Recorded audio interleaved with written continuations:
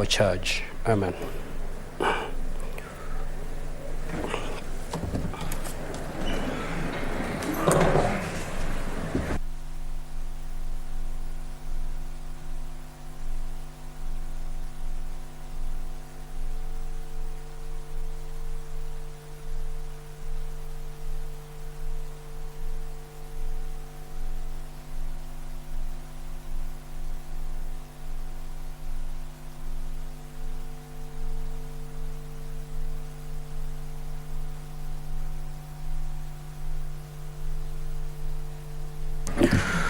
Clerk, do we have quorum?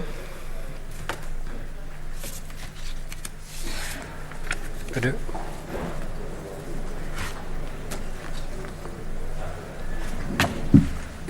Kindly proceed to call the first order.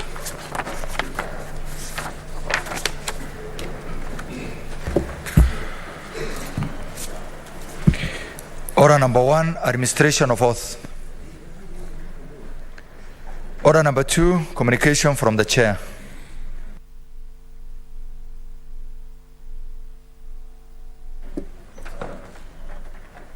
Senator Edui, can you take your seat? Or your leg does not allow you to take a seat? Pardon? Oh, very well. We wish you quick recovery, Senator Edui. Honorable Senators, I take this opportunity to welcome you back from the 2-week recess. I hope that you're able to meet with your constituents, friends and families, and that you took some time off to rest and recharge. Part 4 of the Senate calendar commences today and will run until the rise of the Senate on Thursday, 10th August 2023.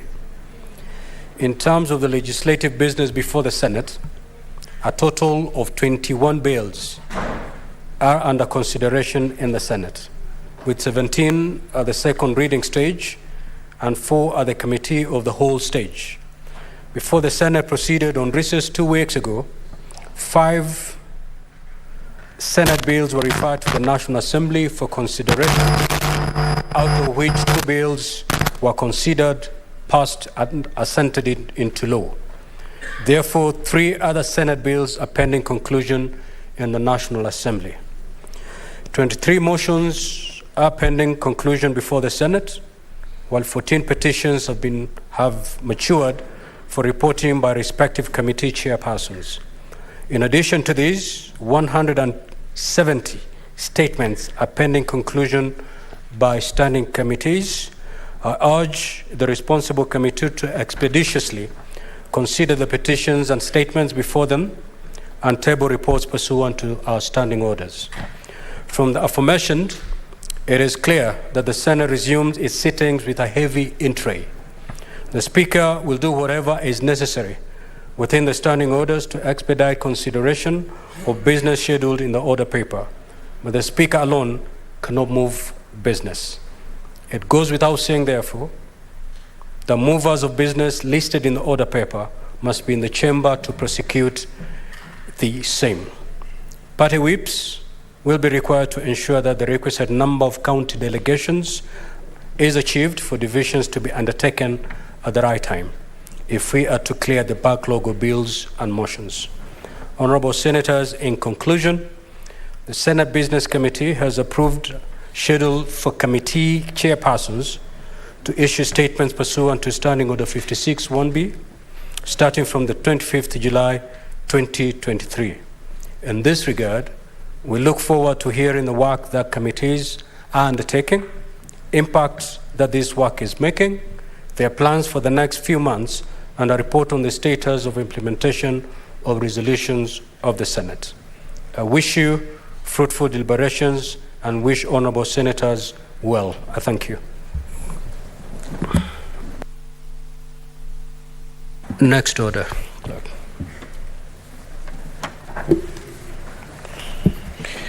Order number 3, messages.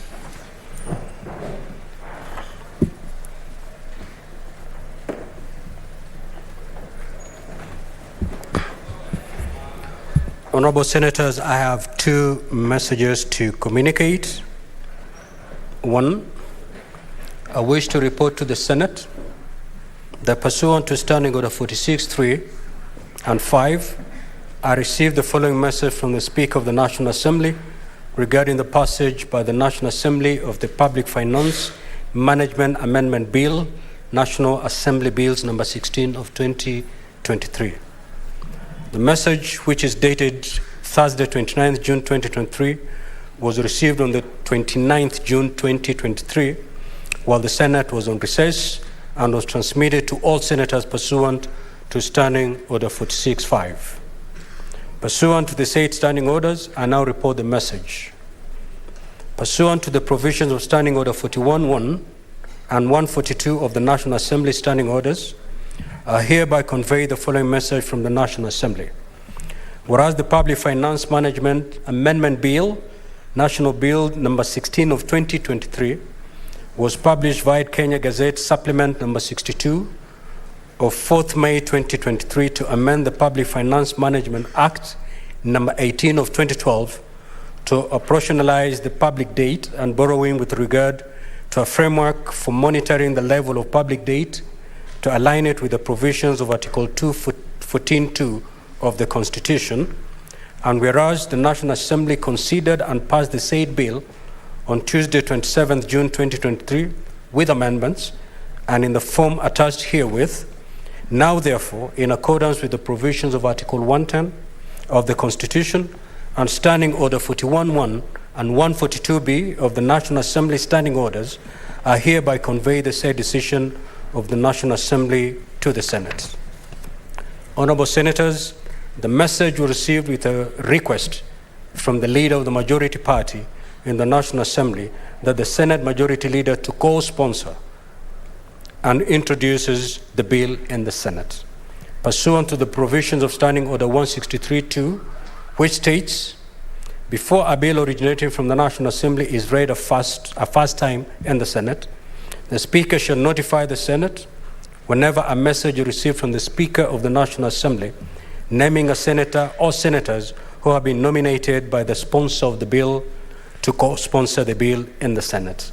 Now, honorable senators, in this regard, this request has been conveyed to the Senate Majority Leader for his further action. I thank you. Honorable senators, you may walk in.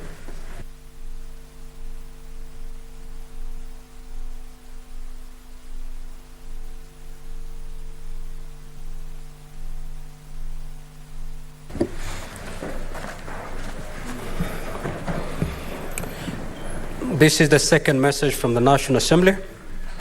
I wish to report to the Senate that pursuant to Standing Order 46.3 and 5, I received the following message from the Speaker of the National Assembly regarding the passage by the National Assembly of the County Government's Additional Allocations Bill, National Bills number 23 of 2023. The message, which is dated Thursday, 29th June 2023, was received on 29th June 2023, while the Senate was on recess, and was transmitted to all senators pursuant to Standing Order 46.5. Pursuant to the said standing order, I now report the message as follows. Pursuant to the provisions of Standing Order 41.1 and 142B of the National Assembly Standing Orders, I hereby convey the following message from the National Assembly. Whereas the County Government's Additional Allocations Bill, National Assembly Bills number 23 of 2023, was published via Kenya Gazette Supplement number 77 of 24th May 2023 to provide for the additional allocations to county governments for the 2023-2024 financial year, the responsibilities of the national government and county governments pursuant to such allocation and for connected purposes.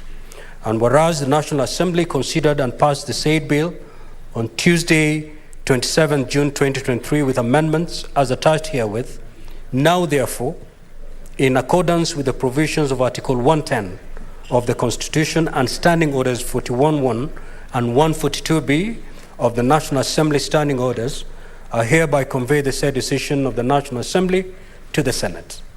Honorable Senators, the message was received with a request from the leader of the majority party in the National Assembly that the Senate Majority Leader co-sponsors and introduces the bill in the Senate. Pursuant to the provisions of Standing Order 163.2, which states as follows: before a bill originating from the National Assembly is read a first time in the Senate, the Speaker shall notify the Senate whenever a message is received from the Speaker of the National Assembly naming a senator or senators who have been nominated by the sponsor of the bill to co-sponsor the bill in the Senate. Honorable Senators, in this regard, the request has been conveyed to the Senate Majority Leader for his further action. I thank you. Next order, clerk.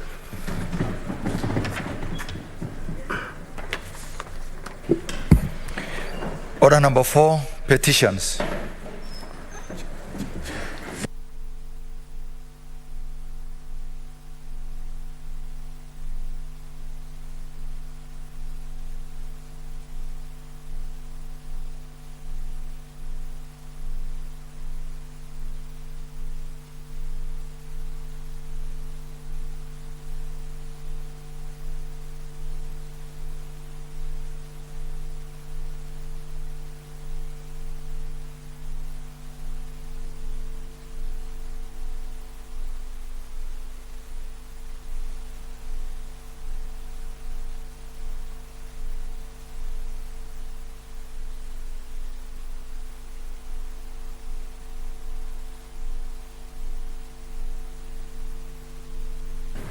The Chair, Standing Committee, JLAC, to present a petition, or any member of the committee.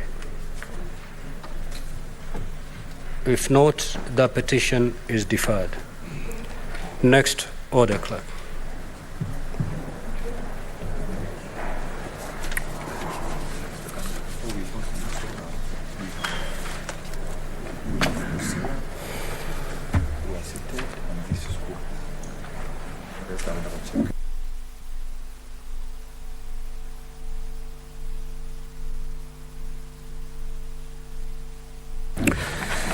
Before we move to the next order, I've got 2 communications to make. I would like to acknowledge the presence in the Speaker's Gallery this afternoon, a delegation from the County Assembly of Busia, comprising members of the Speaker's panel and its secretariat. The delegation is undertaking benchmarking visit in the Senate. I request each member of the delegation to stand when called out so that you may be acknowledged in the Senate tradition. The Honorable Ronald Ochalu, the Deputy Speaker. Honorable Gadi Obara Jakar. Honorable Joston Makabwa. Ms. Emma Akiru. Ms. Trufena Okeyo. Mr. Moses Opelech, Mr. Godfrey Balera.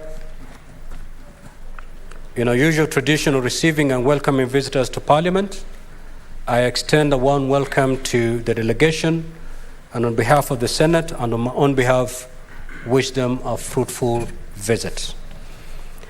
Also in the Speaker's Gallery this afternoon, we have 48 students, accompanied by 3 teachers from Tumaita West Secondary School, Kirinyaga County, who are in the Senate on an education tour. Honorable Senators, in our usual tradition receiving and welcoming visitors to Parliament, I extend a warm welcome to them, and on behalf of the Senate and on my own behalf, wish them a fruitful visit. I will allow the Senator, I don't see Senator Omtata.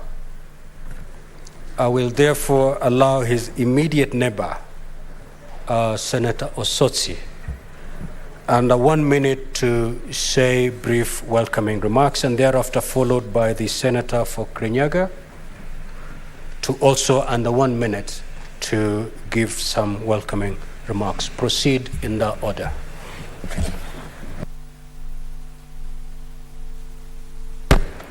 Thank you, Mr. Speaker, for this opportunity to welcome the distinguished delegation from Busia.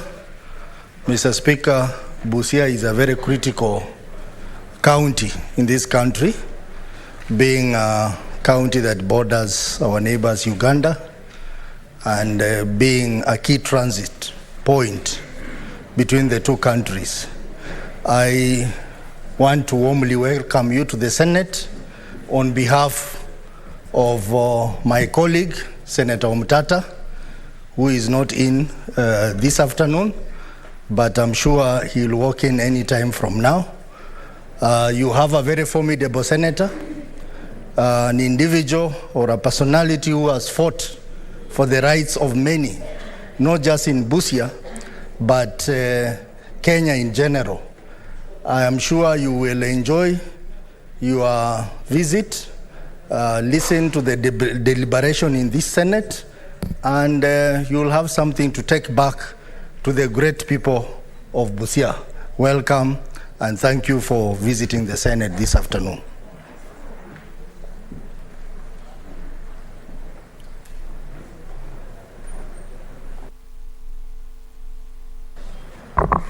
Asante sana Mstahiki Spika. Tachukua fursa hii kuwakaribisha wanafunzi kutoka shule ya Dhumaita. Dhumaita ni mojawapo ya shule ambao wanajikaza kizambuni katika masomo yao, wakielewa fika ya kwamba masomo tu ndio inaweza kusawasisha mahurukutambu ambao tunaita hustlers na matajiri wengine na kukaa meza moja. Kwa hivyo nawape kongole walimu kwa kuhakikisha kwamba hawa wanafunzi wamefika hapa siku ya leo. Asante. Next order, clerk.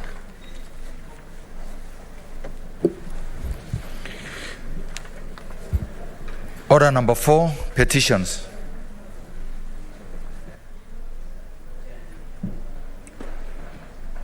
The clerk, we have dispensed with that, and the chair, Jailak, is still not around. So we'll defer that particular order. Next order, please. Order number 5, papers. Majority Leader.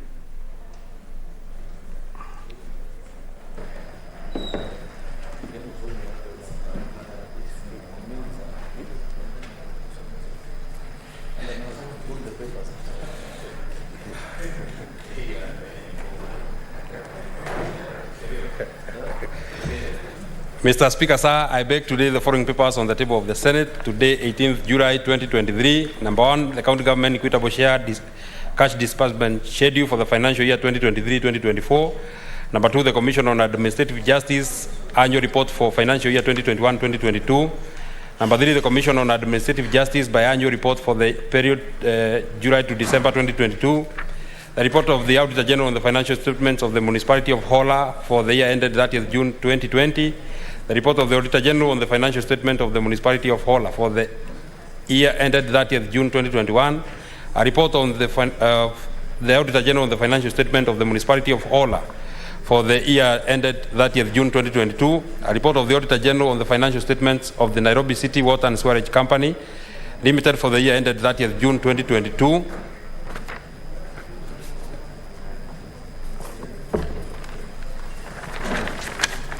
A report of the Auditor General of the financial statement of the County Government of Kisumu Urban Project for the year ended 30th June 2022. Reports of the Auditor General for the year ended 30th June 2022 on the financial statements of Kisumu Water and Sanitation Company Limited, Kisumu Lakefront Development Corporation, Kisumu County Education Fund, the Kisumu County Women, Youth and People with Disabilities Fund, Kiambu Municipality, Kikuyu Municipality, Ruiru Municipality, Limuru Municipality, Karuri Municipality, Kericho County Bursary Fund, the County Government of Bomet, Nongisa County Level 4 Hospital, the County Government of Turkana County Revenue Fund, Roadway Water and Sanitation Company Limited, Amatsi Services Company Limited, Kakamega County Water and Sanitation Company Limited, Kakamega County Microfinance Corporation, Bungoma County Youth and Women Empowerment Fund, Rachuonyo County Hospital, Migori County Referral Hospital,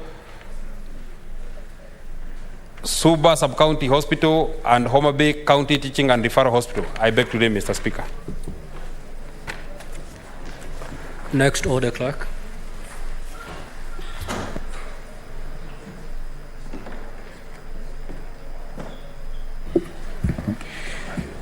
Order number 6, notices of motion. Order number 7, questions and statements. Statement pursuant to Standing Order 52-1, the Honorable Danson Mungatana.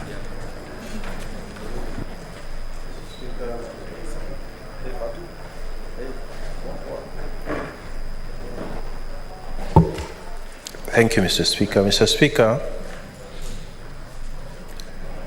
I rise pursuant to Standing Order 52.1 to make a statement on a matter of international and general topical concern, namely the Joint African Union AU Pan-African Parliament Electoral Observation Mission to the 24th June 2023 general elections in the Republic of Sierra Leone.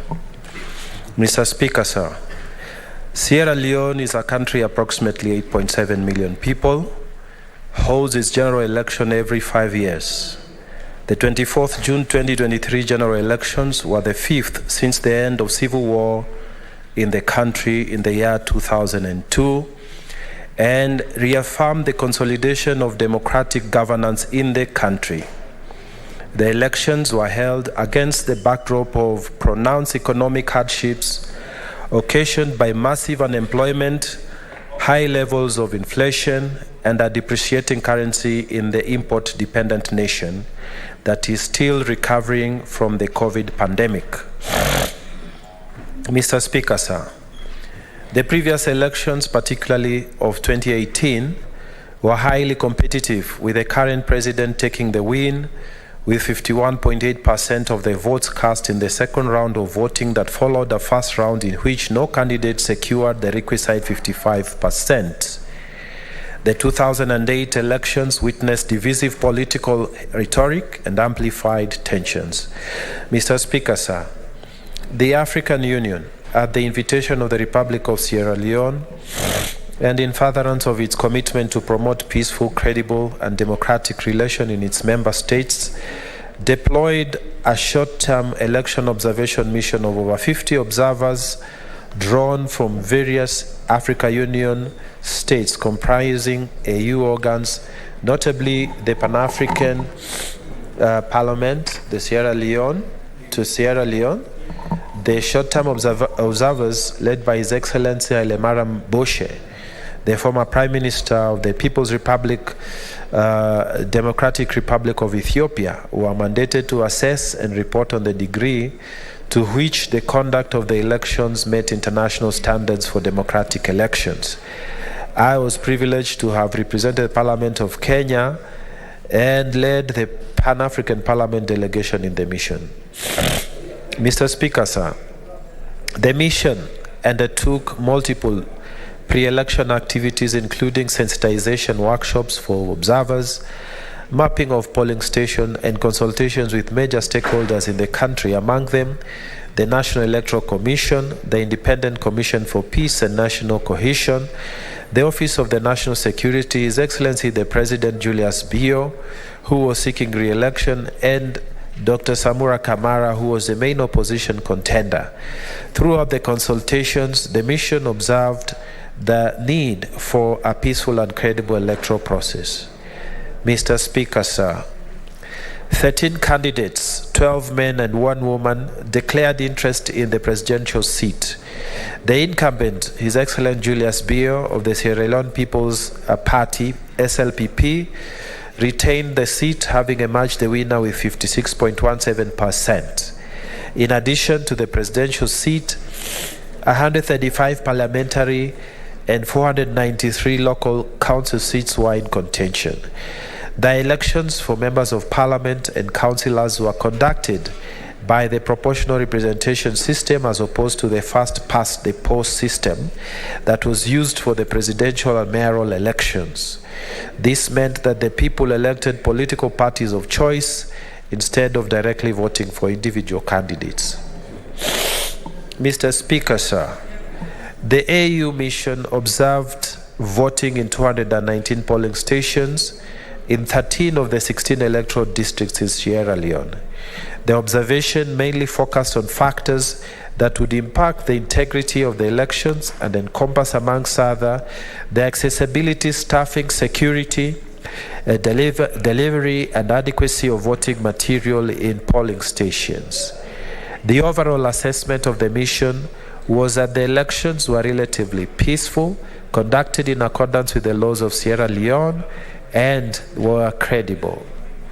Mr. Speaker, sir, despite the overall peaceful conduct of the general elections, isolated incidents of violence were reported in various areas throughout the electoral process. These acts of violence serve as a reminder of the ongoing work required to strengthen democratic practices and foster a culture of peaceful political engagement, not only in Sierra Leone but also in countries across Africa, where such is witnessed in almost every election cycle. Mr. Speaker, sir, in the run-up to the elections, there were also heightened tensions fueled by misinformation, disinformation, and hate speech propelled throughout social media. At the initiative of the Sierra Leone Association of Journalists and the Independent Radio Network in the country, iVerify, which is a technology-based fact-checking platform, was launched to proactively identify and respond to misinformation, disinformation, and hate speech. This was a remarkable initiative that worked to counter threats that had the potential to disrupt peace and security. Mr. Speaker, sir, noteworthy civil society organizations in Sierra Leone played a very vital role in ensuring the conduct of peaceful and transparent elections. These organizations, particularly the Interreligious Council of Sierra Leone, engaged in among other activities, the facilitation of dialogue between political parties, voter education campaigns, and polls observation in majority of the polling centers in the country.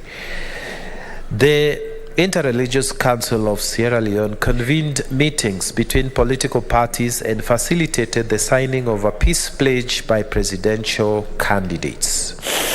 The presence and active involvement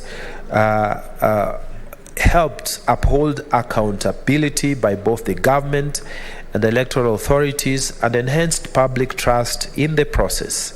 The patriotism and valor displayed by these CSOs is remarkable. I urge our CSO to benchmark and emulate them. Mr. Speaker, sir, I would like to commend the West African Elders Forum for its role in the just concluded elections in Sierra Leone. The forum consists of esteemed and experienced former leaders and statesmen whose efforts and collaborations are geared towards ensuring transparent and peaceful transition of power.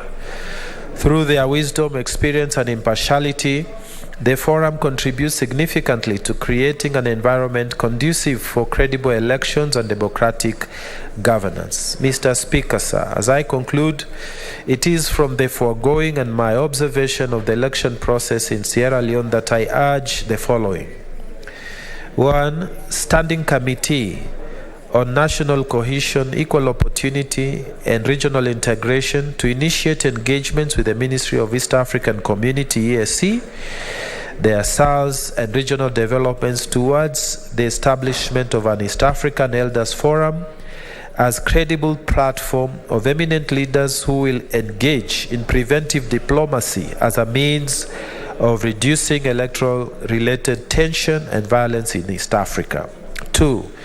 Standing Committee on Information, Communication and Technology to interrogate the capacity of the Media Council of Kenya and the Communications Authority of Kenya to promote responsible media practices and ensure the dissemination of accurate information. 3.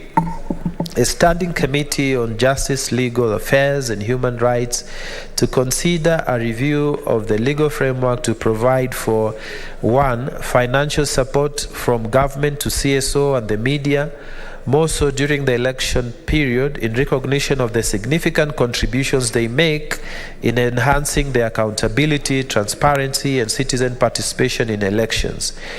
This support will enable them conduct extensive voter education campaigns and monitoring of electoral process. 3.2. An office distinct from the IEBC to conduct expertise and guidance in areas of electoral management and good governance and dedicated to safeguarding the integrity of democratic processes and institutions in the nation. 4. The Independent Electoral and Boundaries Commission, in conjunction with the Office of the Attorney General and the Judiciary, publish a compendium of election practice to promote consistency and uniformity in the conduct of elections and the resolutions of electoral disputes. 5. The IEBC to adopt a collaborative approach to election management when there exists open, constructive dialogue with all political parties aimed at consensus building on key aspects of the election management system. 6. The National Treasury and Economic Planning to put in place measures aimed at ensuring timely disbursement of funding to IEBC to facilitate the seamless conduct of pre-election, election and post-election activities as per the IEBC calendar. The IEBC, the Judiciary, the National Police Service to make provisions in the budgets of their year preceding general elections for funding extensive capacity building programs for key players in the elections, including election officials, judges and police service officers. Mr. Speaker, sir, in conclusion, I wish to commend the people of the Republic of Sierra Leone for coming out peacefully in their numbers to cast their vote. The peaceful conduct of the elections and huge turnout of 83% at the polls is a testament of the maturity and resilience of the people of Sierra Leone and their determination to uphold democratic values and actively participate in shaping their nation's future. These elections have surely set a positive precedent for the consolidation of democracy and the pursuit of a prosperous Sierra Leone. I thank you, Mr. Speaker. Before I proceed to call the senators to make statement pursuant to Standing Order 53, I have the following communication to make. Majority Leader, kindly take your seat. I would like to acknowledge the presence in the Speaker's Gallery this afternoon officers from the Sergeant-at-Arms Department of the County Assembly of Nyandarua. The officers are in the Senate for a benchmarking visit with their counterparts. In our usual tradition of receiving and welcoming visitors to Parliament, I extend a warm welcome to the delegation, and on behalf of the Senate and on behalf, wish them a fruitful visit. Again, in this public gallery, we have 60 students accompanied by 2 teachers from Kitakanaro Mixed Secondary School, Meru County, who are in the Senate on an education tour. In our usual tradition of receiving and welcoming visitors to Parliament, I extend a warm welcome to them. On behalf of the Senate and on behalf, I wish them a fruitful visit. I will allow Senator Methu under 1 minute to say words of welcome on behalf of the delegation from Nyandarua, and Senator Mundigi on behalf of the delegation of the students from Meru to say words of welcome under 1 minute. Under 1 minute means exactly that, less than a minute. Thank you very much, Mr. Speaker, sir. I pass my warm welcome to my former colleagues from the County Assembly of Nyandarua, the Sergeant-at-Arms Department. They are people that are known to me, Mr. Speaker, because I served with them at the County Assembly. I wish them all the best as they learn and benchmark from the Sergeant-at-Arms Department of the Senate. I welcome them.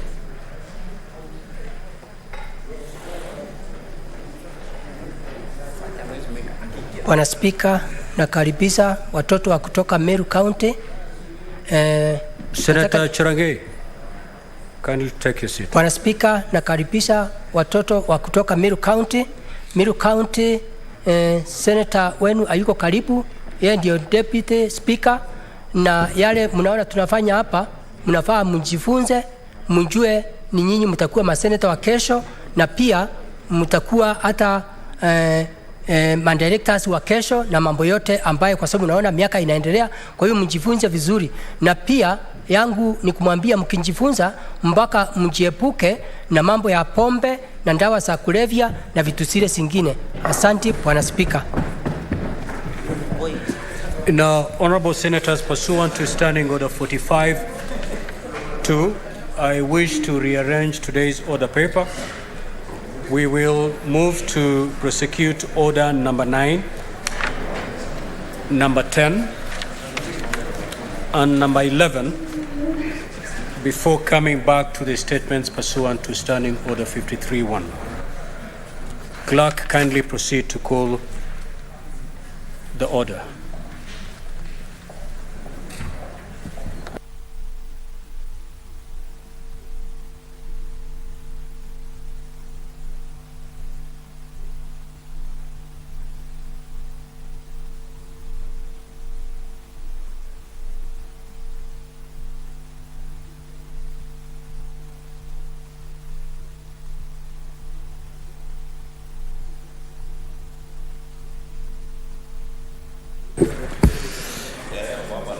Order number 9, the Agricultural and Livestock Extension Services Bill, Senate Bills number 12 of 2022, second reading, division.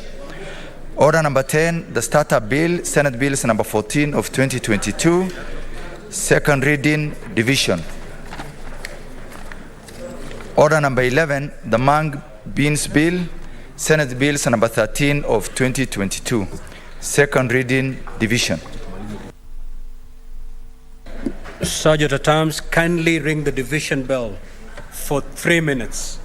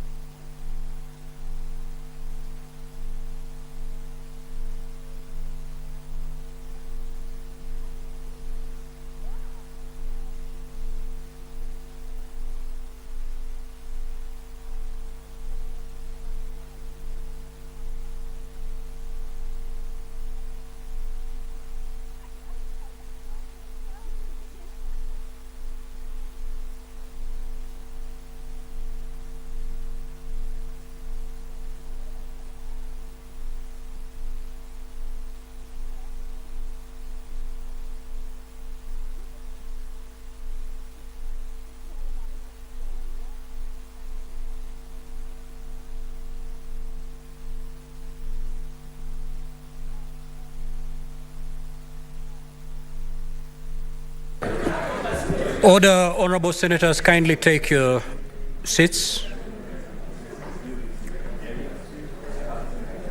Sergeant at arms, proceed to close the doors and draw the bar.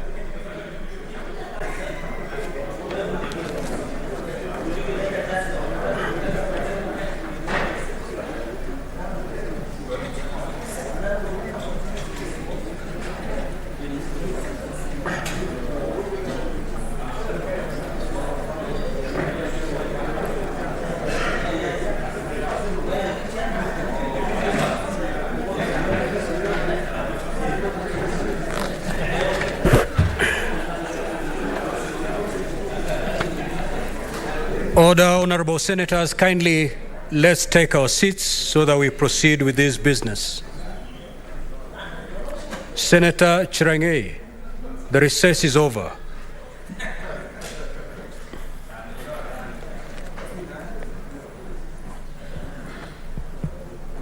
Now, honorable senators, I proceed to put the question that the Agricultural and Livestock Extension Services Bill, Senate Bills number 12 of 2022, be now read a second time. Now, voting is going to be done electronically, and therefore, at this juncture, kindly log out. Just pull out your cards from the delegate unit. And as the honorable senators are doing that, Sergeant at arms, go around and pull out the remaining cards that are still in the delegate units.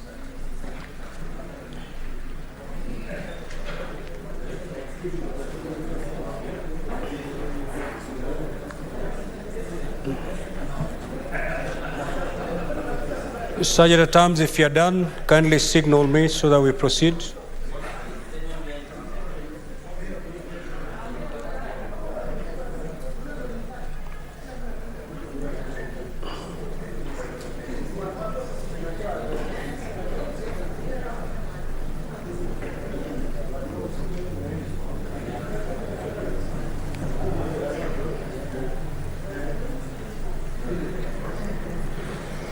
Sergeant at arms, are we done removing the remaining delegates, the cards remaining in the delegate unit?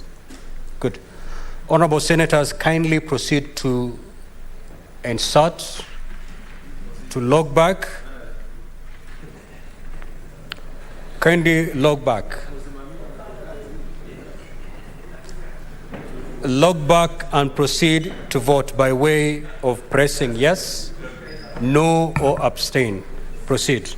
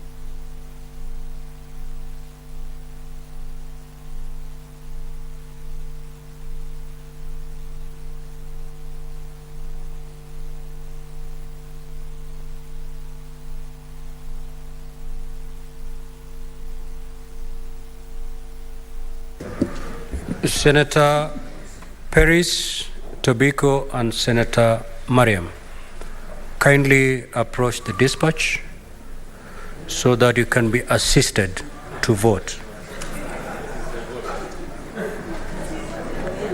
Kindly approach the dispatch. Yeah, Senator Faki. I'm informed by the clerk that they hold valid delegated authority. Yes.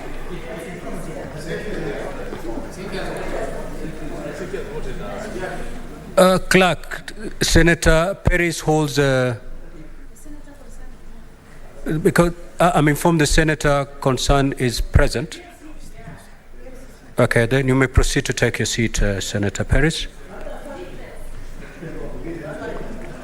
You don't vote here. Your delegation has already voted.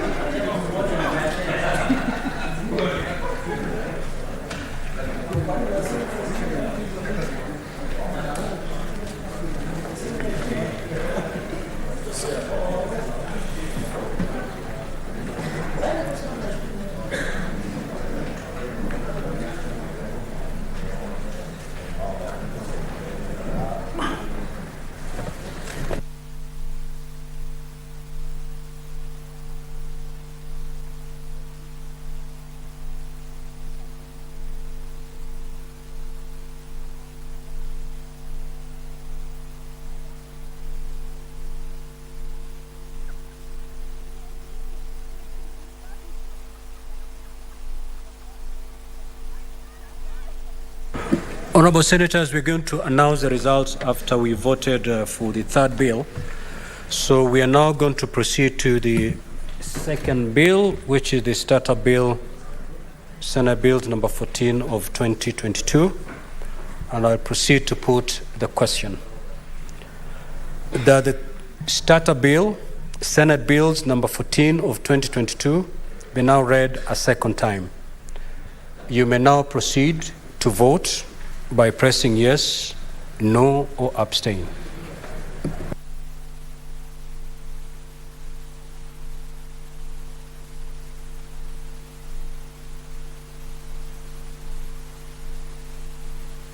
Can we have the screen showing?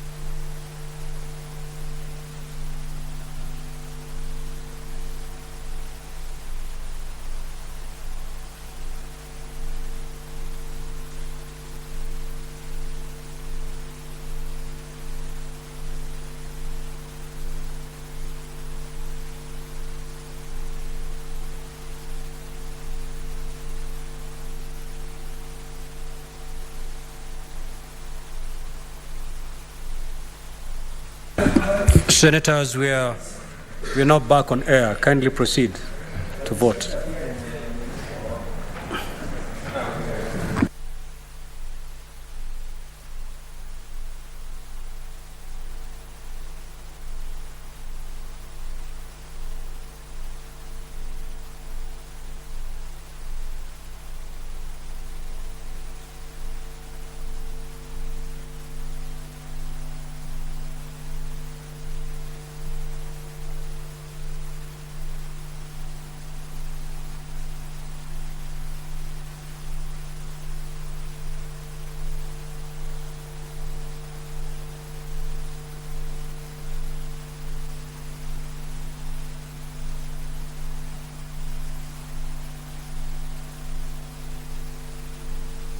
Senators, 5 of you are not voting. Proceed to vote.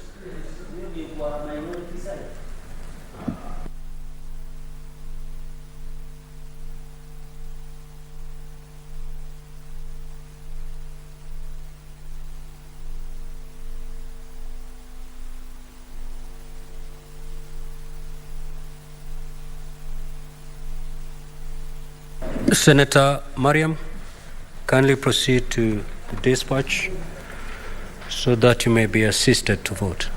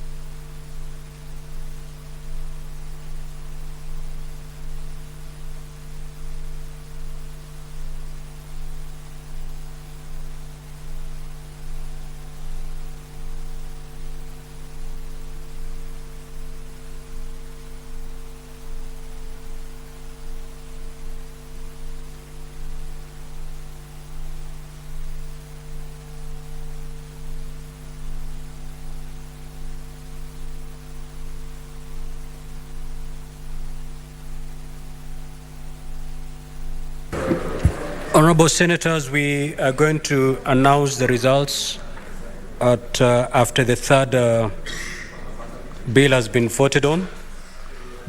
So I will proceed to put the question for the third bill,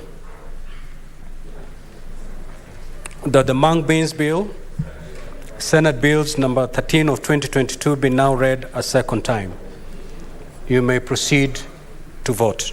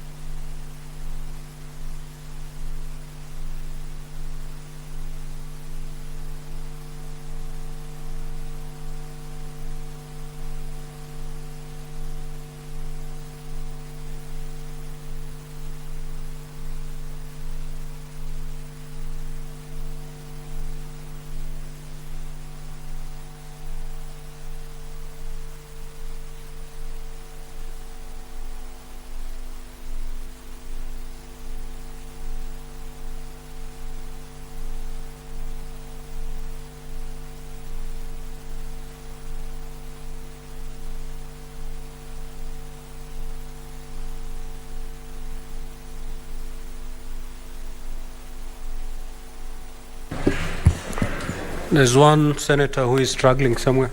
Kindly proceed to vote.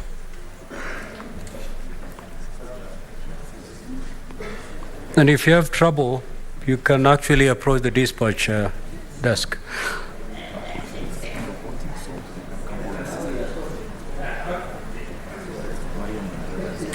Senator Mariam and the senator who was struggling with his card, I think you can proceed to the dispatch so that you can be assisted.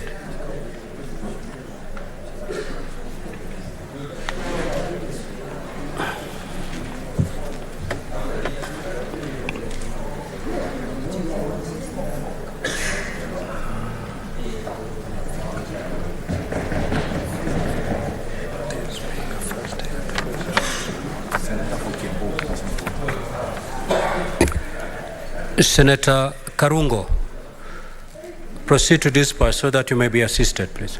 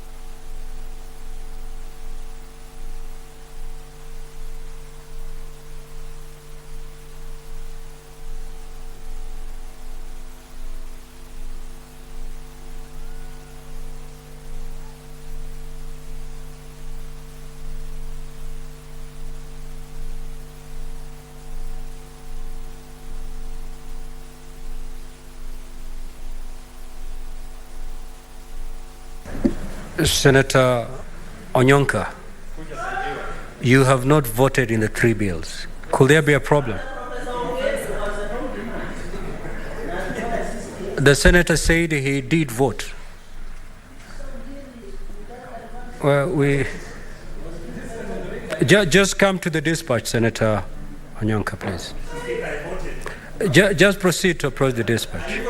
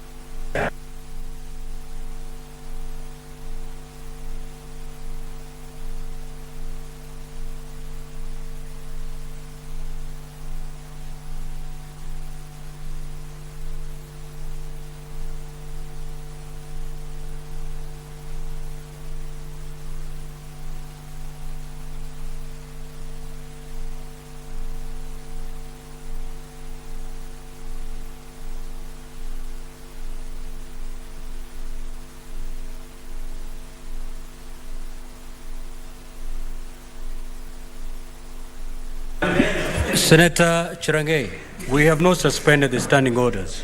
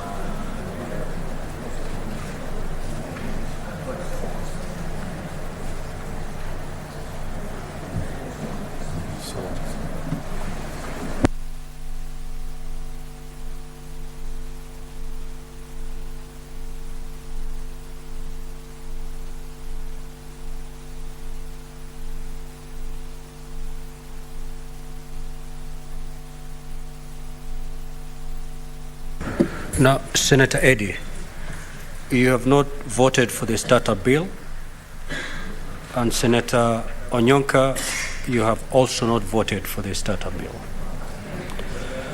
So kindly proceed to where Senator Eddy is seated so that he can vote.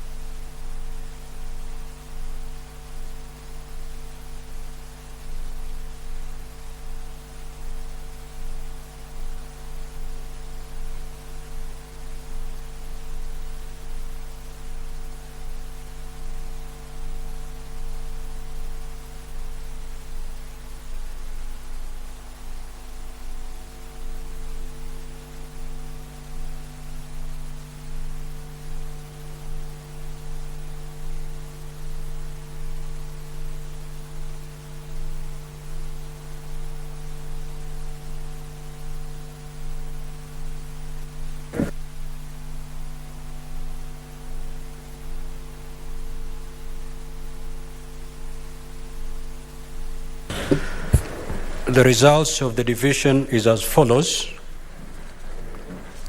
On the Agricultural and Livestock Extension Services Bill, Senate Bills number 12 of 2022,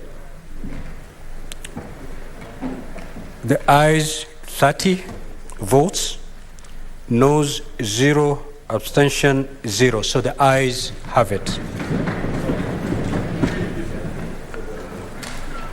On the starter bill, Senate Bills number 14 of 2022, the results of the division are as follows. Ayes 30. Absolutely. Clerk, kindly proceed to.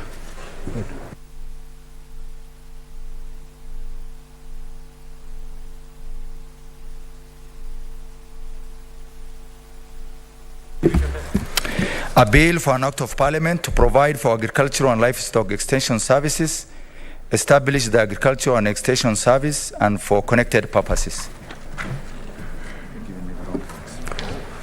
The results for the division on the starter bill are as follows. Ayes 30 votes, noes 0, abstention 0. So the ayes have it. A bill for an act of parliament to provide a framework to encourage growth and sustainable technological development, new entrepreneurship employment, create a more favorable environment for innovation, attract Kenyan talents and capital, and for connected purposes. The result on the division of the Mung Beans bill are as follows. Ayes 30 votes, no 0, abstention 0. So the ayes have it. A bill for an act of parliament to provide for the development, regulation, and promotion of the mung beans sector and for connected purposes. Sergeant at Arms, kindly proceed to withdraw the bars and open the doors.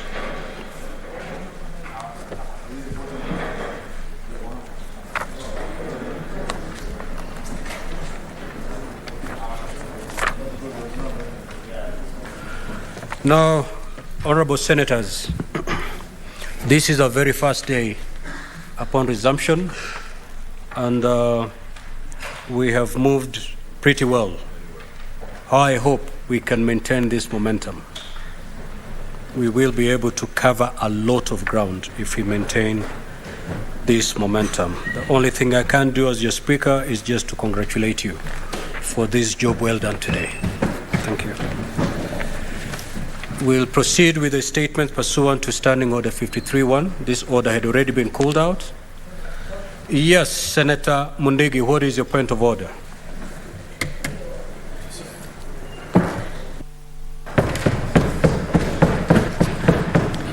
Mr. Speaker, sir, I rise on a point of order pursuant to Standing Order 37 to seek leave of the Senate to adjourn to discuss and definite matters of urgent national importance, namely the systematic breach of peace, destruction of public and print property and livelihoods through repeated incitement of members of the public to civil disobedience and illegal public demonstrations and protests that is dismissed with the sense of lawlessness witnessed in several parts of the country on 17 and 12 July 2023.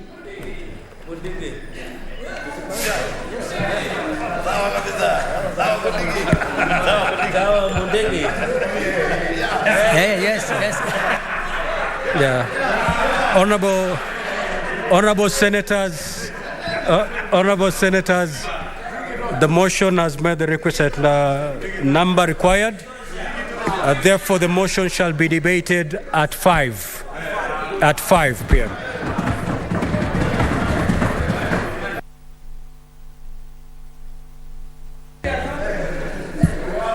Statements pursuant to Standing Order 53-1. The Honorable Senator Esther Okenyuri.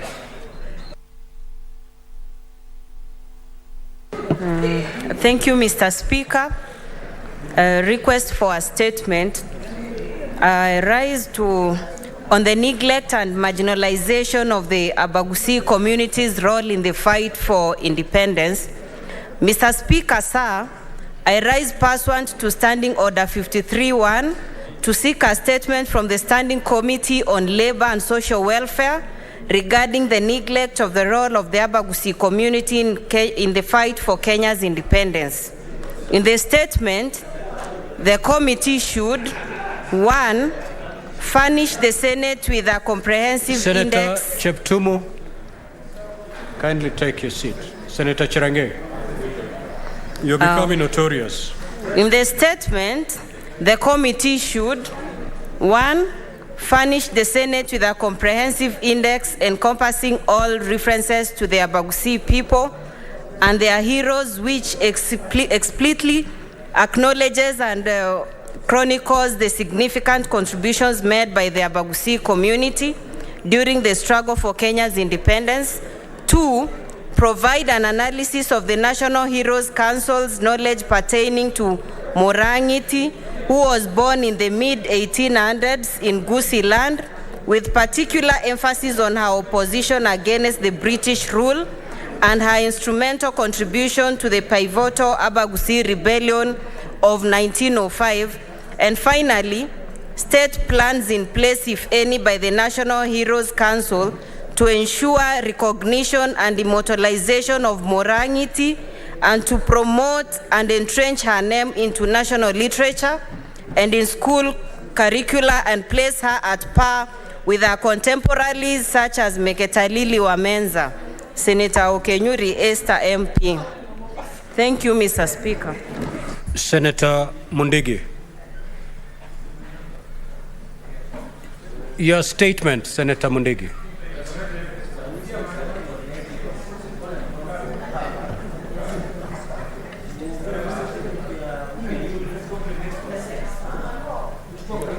Senator Mundigi, are you prepared? If not, then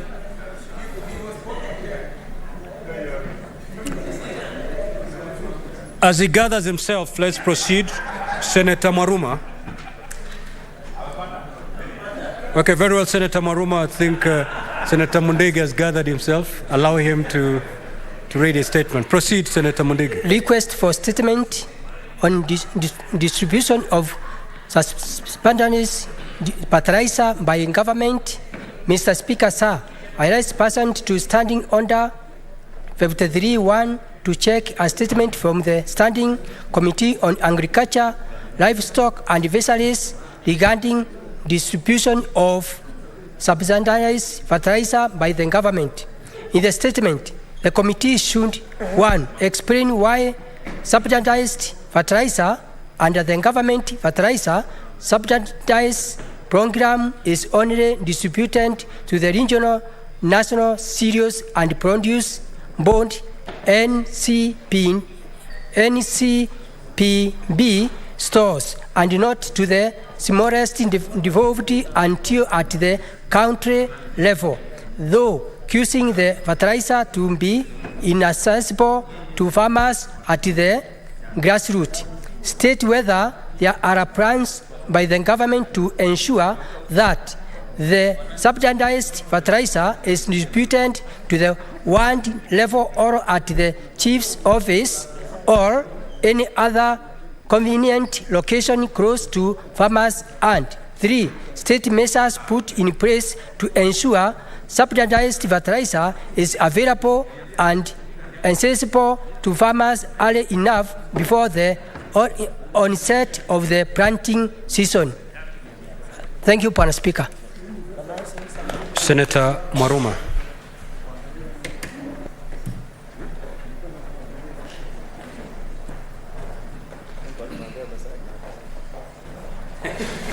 Thank you, Mr. Speaker, for this opportunity to request for this statement on the Kaloleni Majengo Settlement Scheme of Voi Sub-County.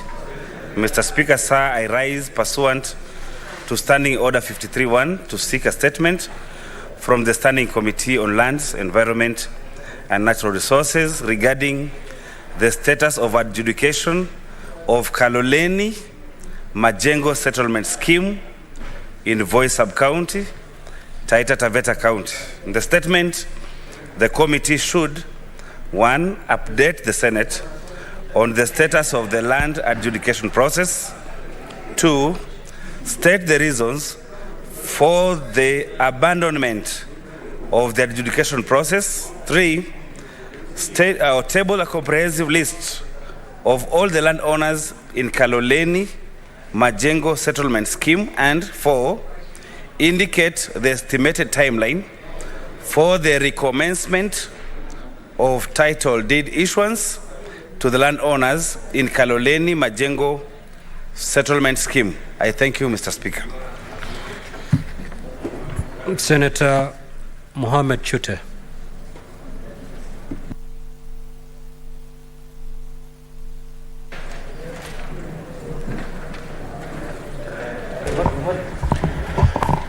Thank you, Honorable Speaker.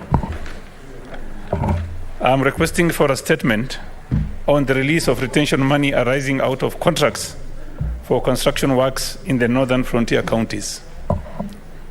Mr. Speaker, sir, I rise pursuant to Standing Order 53-1 to seek a statement from the Standing Committee on Roads, Transportation and Housing regarding the release of retention money arising out of contracts for construction works in the northern frontier counties. In the statement, the committee should, 1, provide details of contractors engaged by the county government of Garissa, Wajir, Mandera, Marsabit, Isiolo, Turkana, Samburu, and West Pokot to undertake construction works and their respective amounts paid by them as retention money from the year 2017 to date. 2, indicate the status of release of retention money by the county government's respective contractors within the same period, providing reasons for any releases that have not been effected. 3, state the total amount currently held by the county government as retention money, explaining the reason for discrepancies, if any, between the amounts paid by and released to the contractors. And lastly, Mr. Speaker, sir, state measures put in place to ensure timely release of retention money to the contractors. Thank you very much, Honorable Speaker.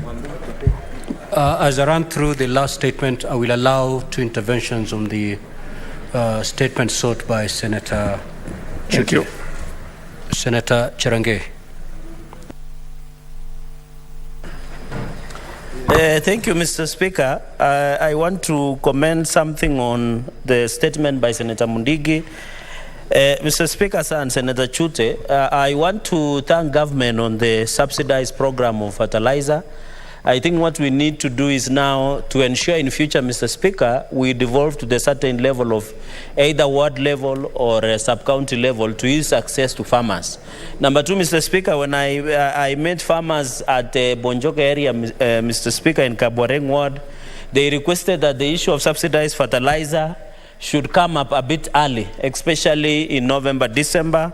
And number 2, Mr. Speaker, we should not only retain subsidized fertilizer only, Mr. Speaker, to only the aspect of maize only. They want it included in coffee, sugarcane, and tea, Mr. Speaker.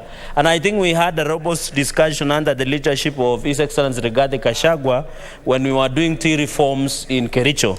So, Mr. Speaker, on the aspect of, and I'm happy government has budgeted more than 5 billion for subsidized fertilizer in this coming planting season in the budget, financial budget of 2023-2024.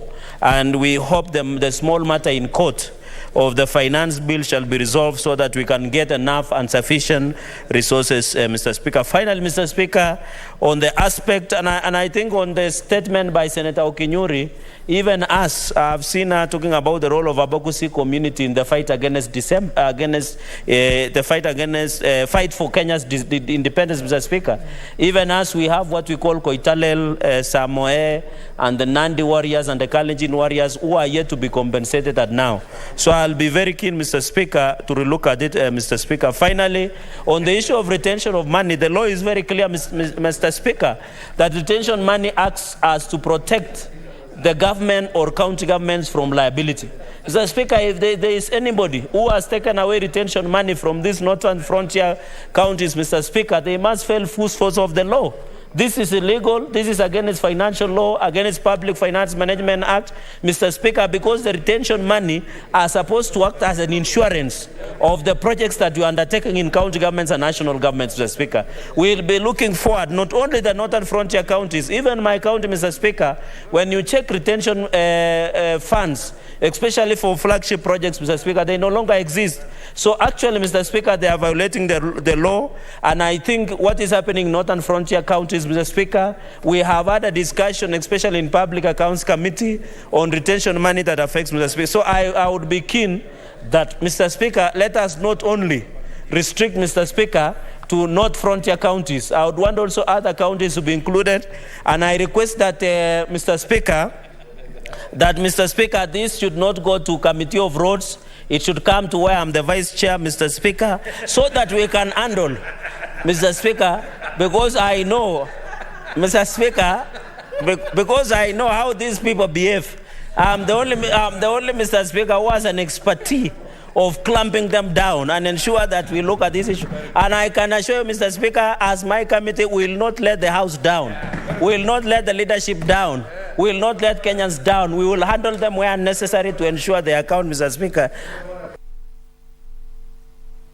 Senator Karunga, your point of order, I thought, has been overtaken. The senator has already taken his seat. So Mr. Speaker, proceed to contribute, to make your intervention. Thank you very much, Mr. Speaker. I would want to say that Senator Chute, in his own right, he did what is supposed to be done by bringing that statement on the floor of this House. He's actually a member of the Roads and Transportation Committee, and he believes that this committee will execute the mandate by giving the information back once we get the response, Mr. Speaker. Mr. Speaker, this is not only in the northern side that the retention money has accumulated so much that people are not getting the money they're supposed to get once they do jobs or they do contracts with the county, Mr. Speaker. I think once we look at the statement, we are going to look even to other counties, look to other contracts, Mr. Speaker, to see how much the government, that is the national government, and even the county government, that all those who are given contracts in various contracts, Mr. Speaker, so that they can get their monies back, Mr. Speaker. Mr. Speaker, you realize that, and I'm giving this in comparison with the county governments, Mr. Speaker, people have really complained about the pending bills, Mr. Speaker. And I've always been telling those who ask, the reason why we have pending bills is because counties, Mr. Speaker, when they are doing their budgets, they overshoot their revenue, their own source revenue projections, Mr. Speaker. And when they don't collect that own source revenue, yet they budgeted for it, and they already give contracts for those through that budget, Mr. Speaker, that's why they are pending bills. And that's why sometimes they retain this 10%, the retention fee. That's why, Mr. Speaker, they're unable to pay because probably they use that amount on other projects, Mr. Speaker. So we are going to look into this issue with binoculars and every lens, Mr. Speaker, so that we make sure those that are owed are given their dues. Thank you very much, Mr. Speaker. Senator Kinyu.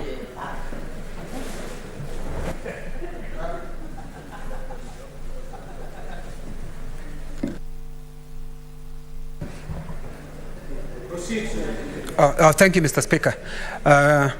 Nashukuru Bwana Spika kwa kunipa fursa hii kuchangia kwa taarifa iliyoletwa na Senator Mundigi. Bwana Spika, ni jambo la kuvunja moyo sana kwa sababu Bwana Spika, ukiona ya kwamba mbolea ambayo inapeanwa na serikali, mbolea yenyewe badala ya kupelekwa mashinani kabisa, Bwana Spika, inapelekwa katika miji mikuu, Bwana Spika, ambapo ni mbali sana na wakulima, Bwana Spika. Kwa hivyo naunga mkono, Bwana Spika, mbolea yenyewe ikienda ipelekwe mashinani, mahali ambapo wakulima wenyewe wanahusika kwa hii mambo ya ukulima, Bwana Spika. Ukitembea kama Laikipia, Bwana Spika, unapata inapelekwa na nyuki, inapelekwa pale Nyahururu Bwana Spika, na ilhali wakulima Bwana Spika ambao wanahitaji ile mbolea wako mashinani, ipelekwe Rumuruti, ipelekwe Olmora Bwana Spika, ipelekwe Sipili, ipelekwe Matanya Bwana Spika, ipelekwe Yomereria, mahali ambapo wakulima wako ambao wanahitaji ile mbolea Bwana Spika. Kwa hivyo Bwana Spika, nashukuru na anaunga mkono hoja ama taarifa iliyoletwa na Mheshimiwa Mundigi. Asante Bwana Spika. Senator Aaron.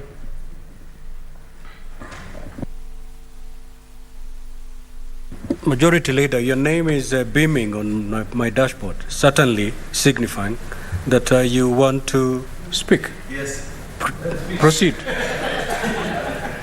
Mr. Speaker, apologies. I didn't know you had given me the floor.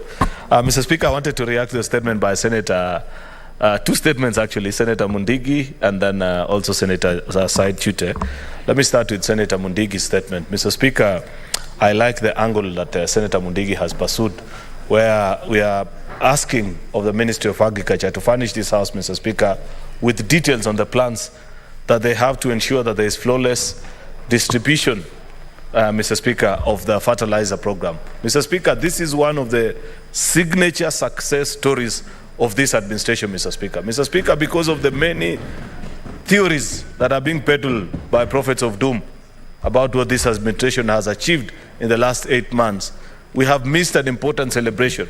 When this administration came to office, Mr. Speaker, there was a bill of 8 billion Kenya shillings at the Ministry of Agriculture to register farmers and map them out for purposes of distribution of fertilizer, Mr. Speaker.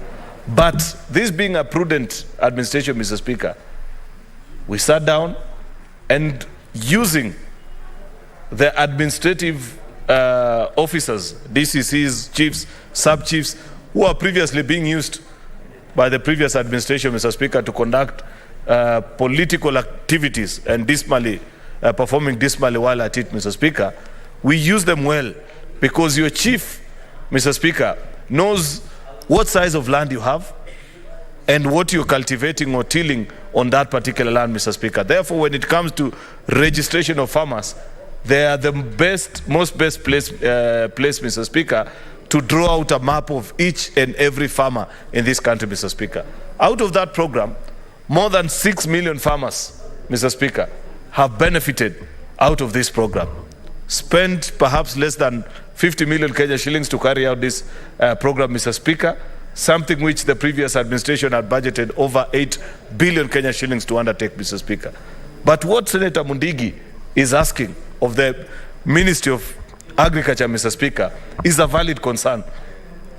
That after the registration of the 6 million farmers, Mr. Speaker, and an increase of more than 200,000 hectares of land under cultivation on this program, Mr. Speaker, that it is now time to upscale this conversation and ensure that farmers don't have to travel for long distances. That my farmers, for example, in Kipkelion West Sub-County, don't have to take the matatu all the way to the Kedoa NCPB stores, Mr. Speaker, to pick 1 or 2 bags of fertilizer, Mr. Speaker.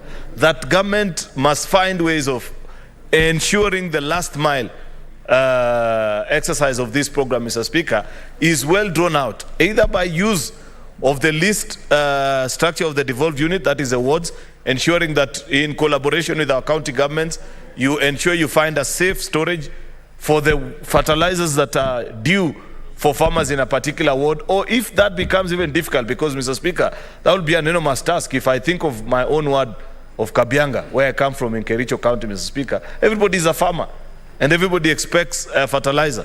So if you say that you place it at any of the centers within that particular ward, Mr. Speaker, it will mean that you have hundreds of thousands of bags and therefore subject to risk of theft and the following. Perhaps by use of agrovets, Mr. Speaker, because in every town or small center, Mr. Speaker, in this country, at least in places where they practice farming, Mr. Speaker, there is an agrovet. And I'm sure, Mr. Speaker, because this is a promise that we made and was in our manifesto, Mr. Speaker, that it is possible to register them and have them carry out the last mile exercise, Mr. Speaker, so that farmers can just simply walk to their center. They will not even need to hire boda boda or anything, Mr. Speaker. On their bags, on their bags, Mr. Speaker, they would be able to find this fertilizer, Mr. Speaker. Therefore, I hope that our colleague, Senator Mithika Linturi is listening to the conversation in the Senate this afternoon, hearing that the concern that senators have on behalf of the farmers that they represent, Mr. Speaker. Mr. Speaker, that is how you feed your people. I say that, Mr. Speaker, because I saw our colleagues from the minority side yesterday saying that if we want them to stop causing the wanton destruction of property that they are carrying out in the country, that we give people food, Mr. Speaker. How else do you give people food? Food doesn't fall from the sky. It is cultivated in people's farms. That's why we are giving out this program. That's why we are seated here. That's why Senator Mundigi is asking of the Ministry of Agriculture that they execute this program with military precision and ensure that every farmer receives the due bag of fertilizer to them, so that we can have a prosperous and a country that is well fed, so that people can work and not have to carry sufurias on their head, Mr. Speaker. Lastly, Mr. Speaker, is the statement by Senator Said Chute. That's an interesting one, Mr. Speaker, because I have seen the list of demands that he has placed, Mr. Speaker. It will be interesting to know, perhaps, where is it that you collate all this information? Because it relates to information on about 7 or 6 counties, Mr. Speaker, on the various contractors that they hired or they procured for goods and services, Mr. Speaker. Perhaps maybe Office of the Controller of Budget, but then the Controller of Budget only approves what counties have sent. I don't think we have a centralized place, but this will be interesting. I don't want to preempt the work that our colleagues in the Finance and Budget Committee will do, Mr. Speaker, but it will be interesting to know where you'd source, or whether each county will individually file their own for comparison purposes. But it's important, Mr. Speaker, we get to know, because, Mr. Speaker, the conversation shouldn't be just about the northern frontier. Mr. Speaker, there are very few contractors who, when we began in 2013, the devolution cycle, did business with county governments, that are still in active business simply by relying on county governments alone, Mr. Speaker. Many have either left that trade or switched on to do other things, Mr. Speaker, because one of the, perhaps, in fact, I saw some people say, working or doing business with county governments should be included in one of their 1,000 ways to die, Mr. Speaker, in this country, because you can wait for your payment for many, many years. Many Kenyans have been auctioned, Mr. Speaker, because of just doing or plying their trade with county governments, especially those that do business in the last financial year before elections, Mr. Speaker. Lucky are you if the next administration moves on to pay you. And therefore, we must have safeguards, Mr. Speaker. I know Senator Mariam Sheikh had proposed to us the prompt payment bill, and many of us, we held different views. I saw the response from the Committee on Finance about the challenges that you'll have with implementation. But we must still be able to address this particular issue of payment to contractors across administrations, Mr. Speaker. The fact that I did work in Kilifi County, Mr. Speaker, under the governorship of Amason Jeffa Kingi, does not mean, Mr. Speaker, that when the new governor comes into office, that I'm denied an opportunity to be paid, Mr. Speaker. This is a problem that is prominent in all our 47 devolved units, Mr. Speaker, and many contractors continue to suffer. So I hope when this committee consider this request by Senator Chute, Mr. Speaker, they will also find time to listen to the challenges with all these other contractors, so that as a House, perhaps you can reach a resolution and have a firm solution to this particular issue, Mr. Speaker, in the greater interest of the people who do business with our county governments. Thank you for the opportunity, Mr. Speaker. Senator Abbas. Thank you, Mr. Speaker. I want to support the statement for Honorable Senator Chute of Marsabit. Honorable Speaker, as you are aware, the retention money for all construction works is actually 10% of the initial capital price.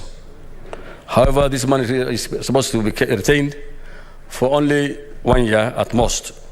The purpose of this money is actually in any incidents of in case the work is not well done, if the work is done, or the work is done incompletely. However, this money is never paid to any of the contractors. It stays many years in the books, but it's never given back to most of the contractors are now forfeiting it.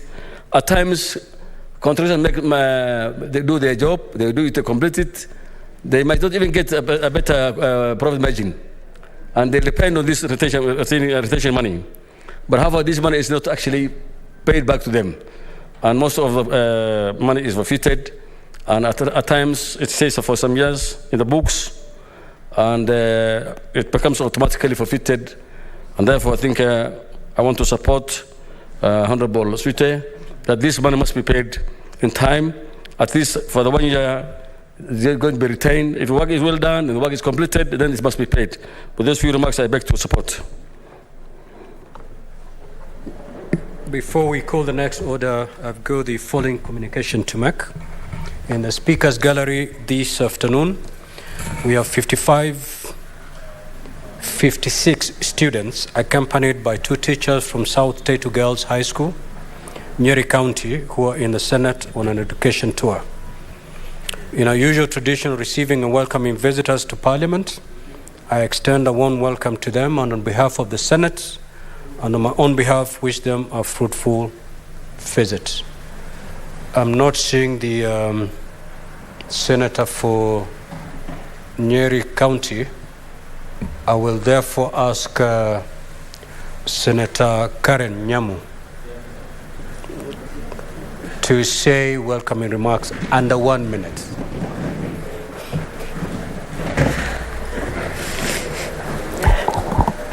Thank you, Mr. Speaker, for giving me this opportunity to say words of welcome to the visiting students. We welcome you this afternoon to our session in the Senate to observe how we carry out our business here. We are bound by rules of the House. I'm sure you have had some sessions with your teachers and the guides here in the Senate. We welcome you to learn as much as possible, to get inspired as much as possible, and to make sure that as the proceedings continue, you are getting the gist of how we operate here, so that you can have as much learning experience as possible. Thank you, Mr. Speaker. I will allow Senator Methu to also say brief remarks, welcoming remarks. Thank you very much, Mr. Speaker. I'm particularly very excited that you give me an opportunity to welcome the beautiful girls from South Taito Girls School in Nyeri. Even though it's not my home county, on behalf of their Senator Wahoma Matinga, I welcome them to the Senate.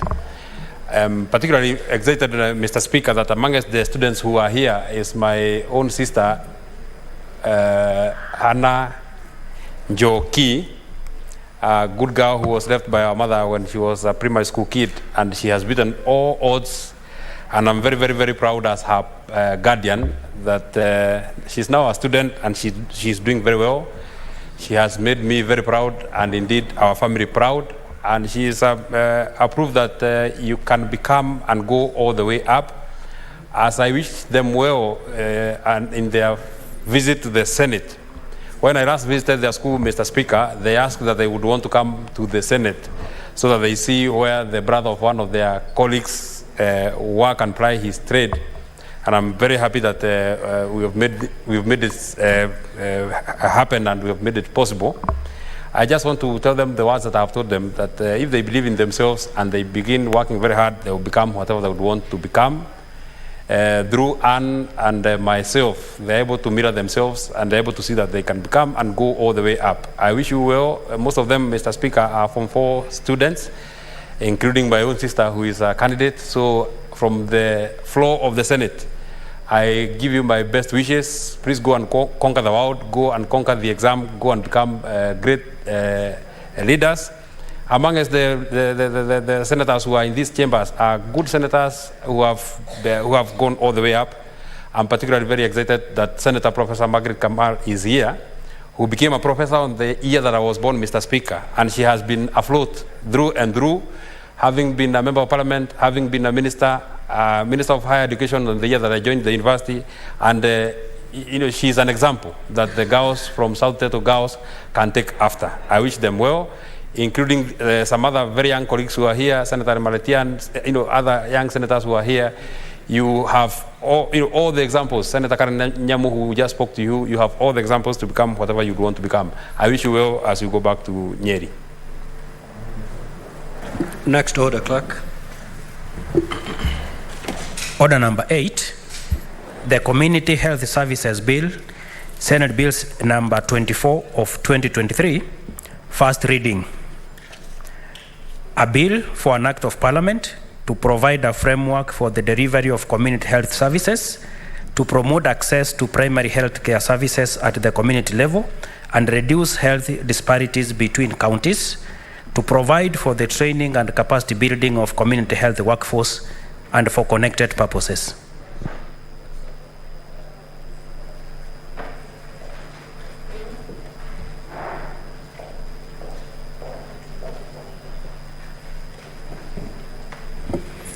Next order.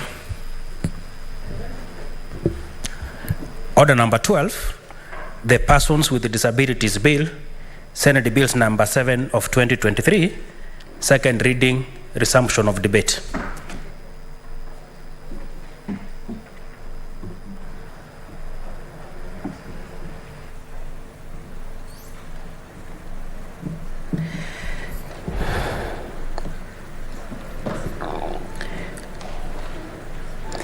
Thank you, Speaker. Senator Asige, you have a balance of 59 minutes. Thank you, Speaker. I beg to move that the Persons with Disabilities Bill 2023, Senate Bill 7 of 2023, be read a second time. Speaker, history tells us the story of a poor, young, blind Kenyan man from Makueni named John Kimuyu, who in 1959, at 26 years old, defied age, race, and disability to court and soon after marry Ruth Holloway, a very well-off 35-year-old white missionary woman from Nottingham, England, who was his teacher at the School for the Disabled at the time that he attended. Needless to say, Speaker, the union in 1959 was unfathomable amid segregation and high tensions around British colonialism. This was the backdrop to which their story progressed, attracting much opposition from the British community because of his race, of course, but also because of the disdain for Mr. Kimuyu's disability. In response, this also saw Kenyans with disabilities take to the streets in protest of this discrimination. Although black men, including Mzee Jomo Kenyatta and Agwin Skodek, had both freely married white women themselves, protesters demanded that Mzee Kenyatta protect the inherent right of PWDs and their right to marry freely. And that, Speaker, is where the arduous journey of disability inclusion began. Speaker, it is said that love is blind, and perhaps it is. But I would go further to say that disability is blind. Blind because disability does not discriminate. People do. Blind because disability does not discriminate. Systems do. Blind because it has been repeatedly ignored, rendering us invisible.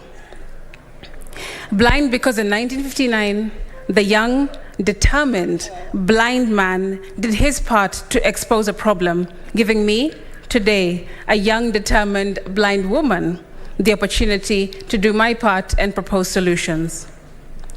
The principal object of this PWD bill is to repeal the Persons with Disabilities Act of 2003 and have in place a law that is consistent with our Constitution. The bill places emphasis on human rights approach towards the realization of rights for persons with disabilities. The bill also sets out the obligations of both the national and county governments in line with the Constitution of 2010 to ensure that the county obligations are delineated towards the fourth schedule of the Constitution. The bill also incorporates the provisions of the United Nations Convention on the Rights of Persons with Disabilities, as well as the Protocol to African Charter on Human Rights. Speaker, Currently, there is no legal framework that sets out the obligations of the county governments with regard to persons with disabilities, that is. This bill, therefore, seeks to impose obligations on each level of government to address the needs of PWDs, in line, of course, with Article 54 of our Constitution. Under this bill, the national government is mandated to, among other functions, develop policies on the protection of persons with disabilities, promote integration of persons with disabilities in education institutions, healthcare, justice systems, also promote the inclusion of PWDs in employment and the public service, and implement preferential procurement measures for PWDs managed by, for entities managed by PWDs. Speaker, the implementation of the above is vital, as it is crucial to avail resources to make it easy for inclusion and integration of PWDs in all services. Let's take the healthcare system, for example. There are cases where a deaf person has gone to a hospital and receives a prescription that says 2 times 3. To you and I, that seems like a very straightforward instruction. Take 2 tablets 3 times a day. But that would be a wrong assumption in this case. That's what we call ableism, Speaker. Without a trained sign language interpreter present to communicate the prescription, this deaf patient calculated simple maths, 2 times 3, and thought that they should take 6 tablets at once.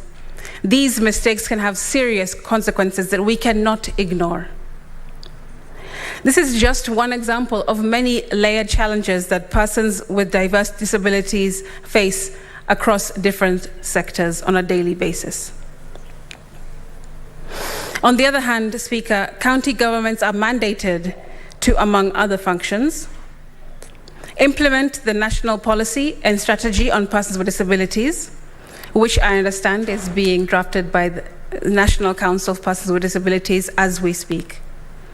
Allocate adequate resources to programs targeting PWDs, and develop mechanisms for identification and registration of persons with disabilities residing in each county. Speaker, the 2019 census estimated the population of PWDs at around 900,000. This was a sharp reduction in the number of PWDs compared to 10 years prior in 2009 census, recording over 1.3 million PWDs approximately. That left a discrepancy of around 400,000 PWDs. You can see how, Madam Speaker, since census discrepancy can suppress PWD inclusion. An equitable budget allocation as well towards inclusive development. It should be noted that these numbers are not actually broken down into counties. It's a huge gap that needs legislative intervention because, as I like to say, if you don't count it, it doesn't count. However, this bill will bridge this gap. Madam Speaker, I would like to highlight the utmost significance of interagency relations, recognizing that the National Council for Persons with Disabilities, NCPWD, cannot operate effectively in isolation. The officials of NCPWD have brought to this House the difficulties they encounter in fulfilling their responsibilities due to inadequate staffing. In order to address this concern, it's essential for the county governments and admin officers to play a role in identifying PWDs and facilitating their registration across the counties. By working in collaboration, we can alleviate this burden and ensure that support is given to PWDs. The bill seeks to review the membership of National Council for Persons with Disabilities to ensure that the council is more efficient and representative. Madam Speaker, the bill also requires county governments to only approve plans for the construction of roads and buildings that take into account accessibility and universal design provisions.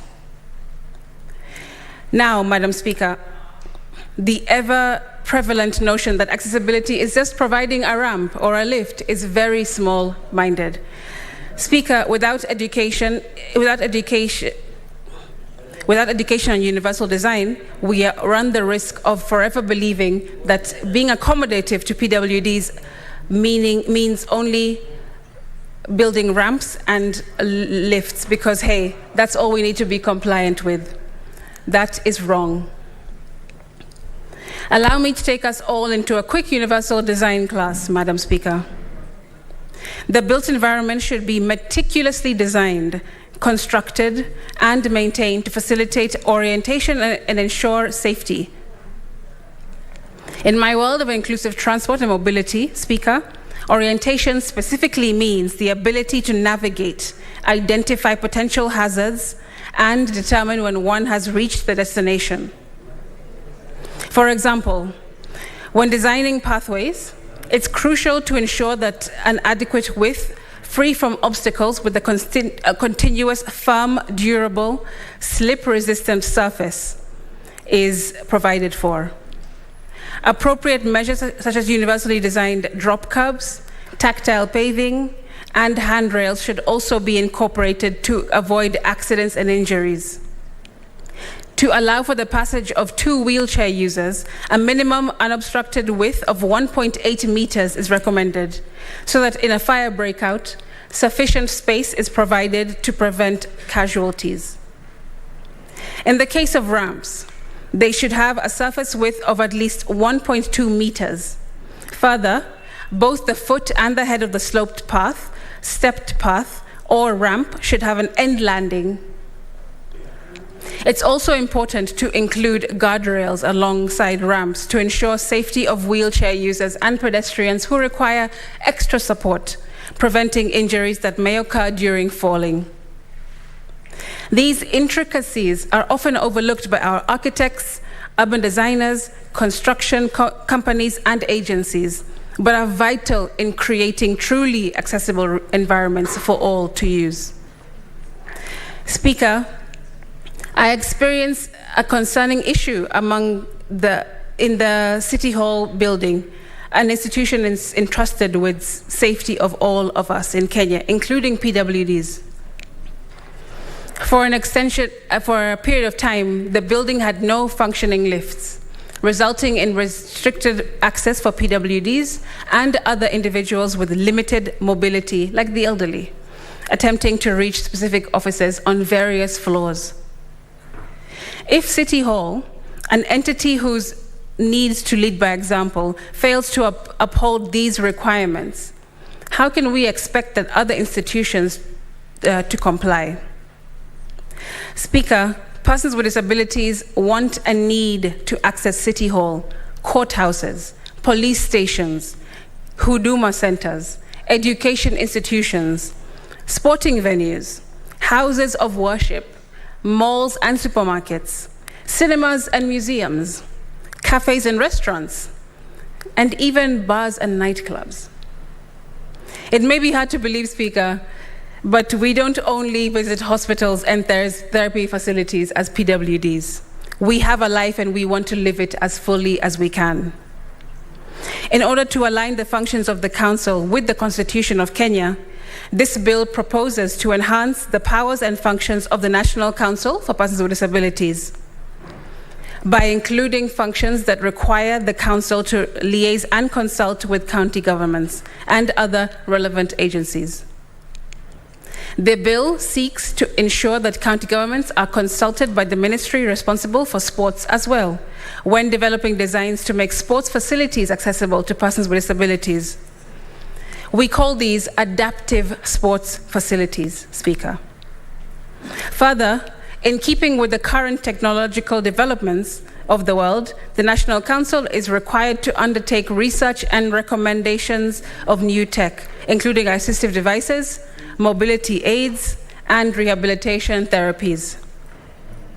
Inaccessibility in the built environment affects every part of our experience. The correlation may not be obvious, Speaker, but allow me to explain. As PWDs, Inaccessible primary schools mean that we often receive far less adequate early childhood interaction. Inaccessible high schools means that we miss out on the integral adolescent education that we need. And inaccessible university campuses mean that we miss out on the qualifications that we need to be employable. If we manage to withstand all of these barriers, still we battle as adults with inaccessible workplaces, public transport systems and stations, as well as inaccessible essential services, including health and wellness, financial, recreational, cultural, and governmental services. This bill also proposes to deal with the realization of rights and incentives for persons with disabilities.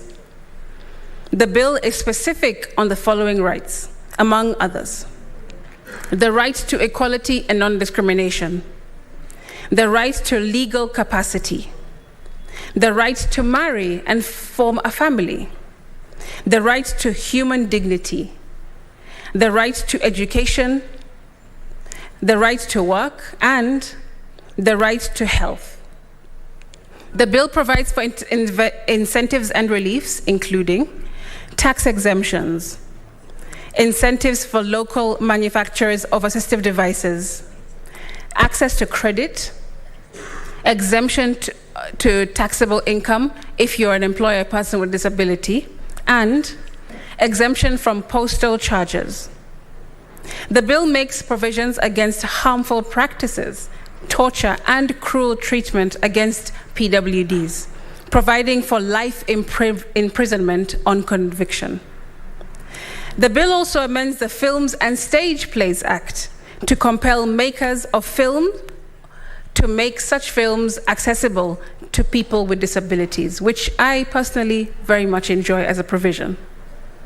Madam Speaker, we have an obligation to ensure that persons with disabilities are at long last recognized, respected, and included in our society. Building the environment through inclusive development is far more than just development, Speaker. I see it as a common thread that either brings PWDs closer to or further away from the dignity, independence, safety, confidence, equity, and inclusion that we work twice as hard to enjoy every day. To do so, we must pass this bill. It is in this context that this bill proposes to impose obligations on each level of government to address socioeconomic needs of PWDs in all areas. Speaker, to conclude, by repealing the PWD Act of 2003 and introducing these comprehensive provisions, we can break free from the shackles of neglect and forge a path of progress. This bill demands our collective action and unwavering determination to transform the status quo. It calls for the national and county governments to assume their responsibilities, ensuring that PWDs are treated with dignity and respect and provided with equal access to education, employment, transportation, and other essential services that all other Kenyans enjoy. Let's challenge ourselves to envision a society where disability is not ignored, but a realm of untapped potential for far-reaching diversity, equity, and inclusion in Kenya. Madam Speaker, at this point, I beg to move and call upon,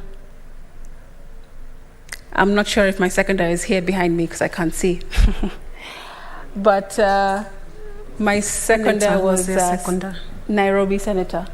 He's not there. He stepped out. Thank you. I then call upon Senator Cherargei, if you would be so kind to second. I thank you. Senator Cherargei. Thank you, Senator Sige.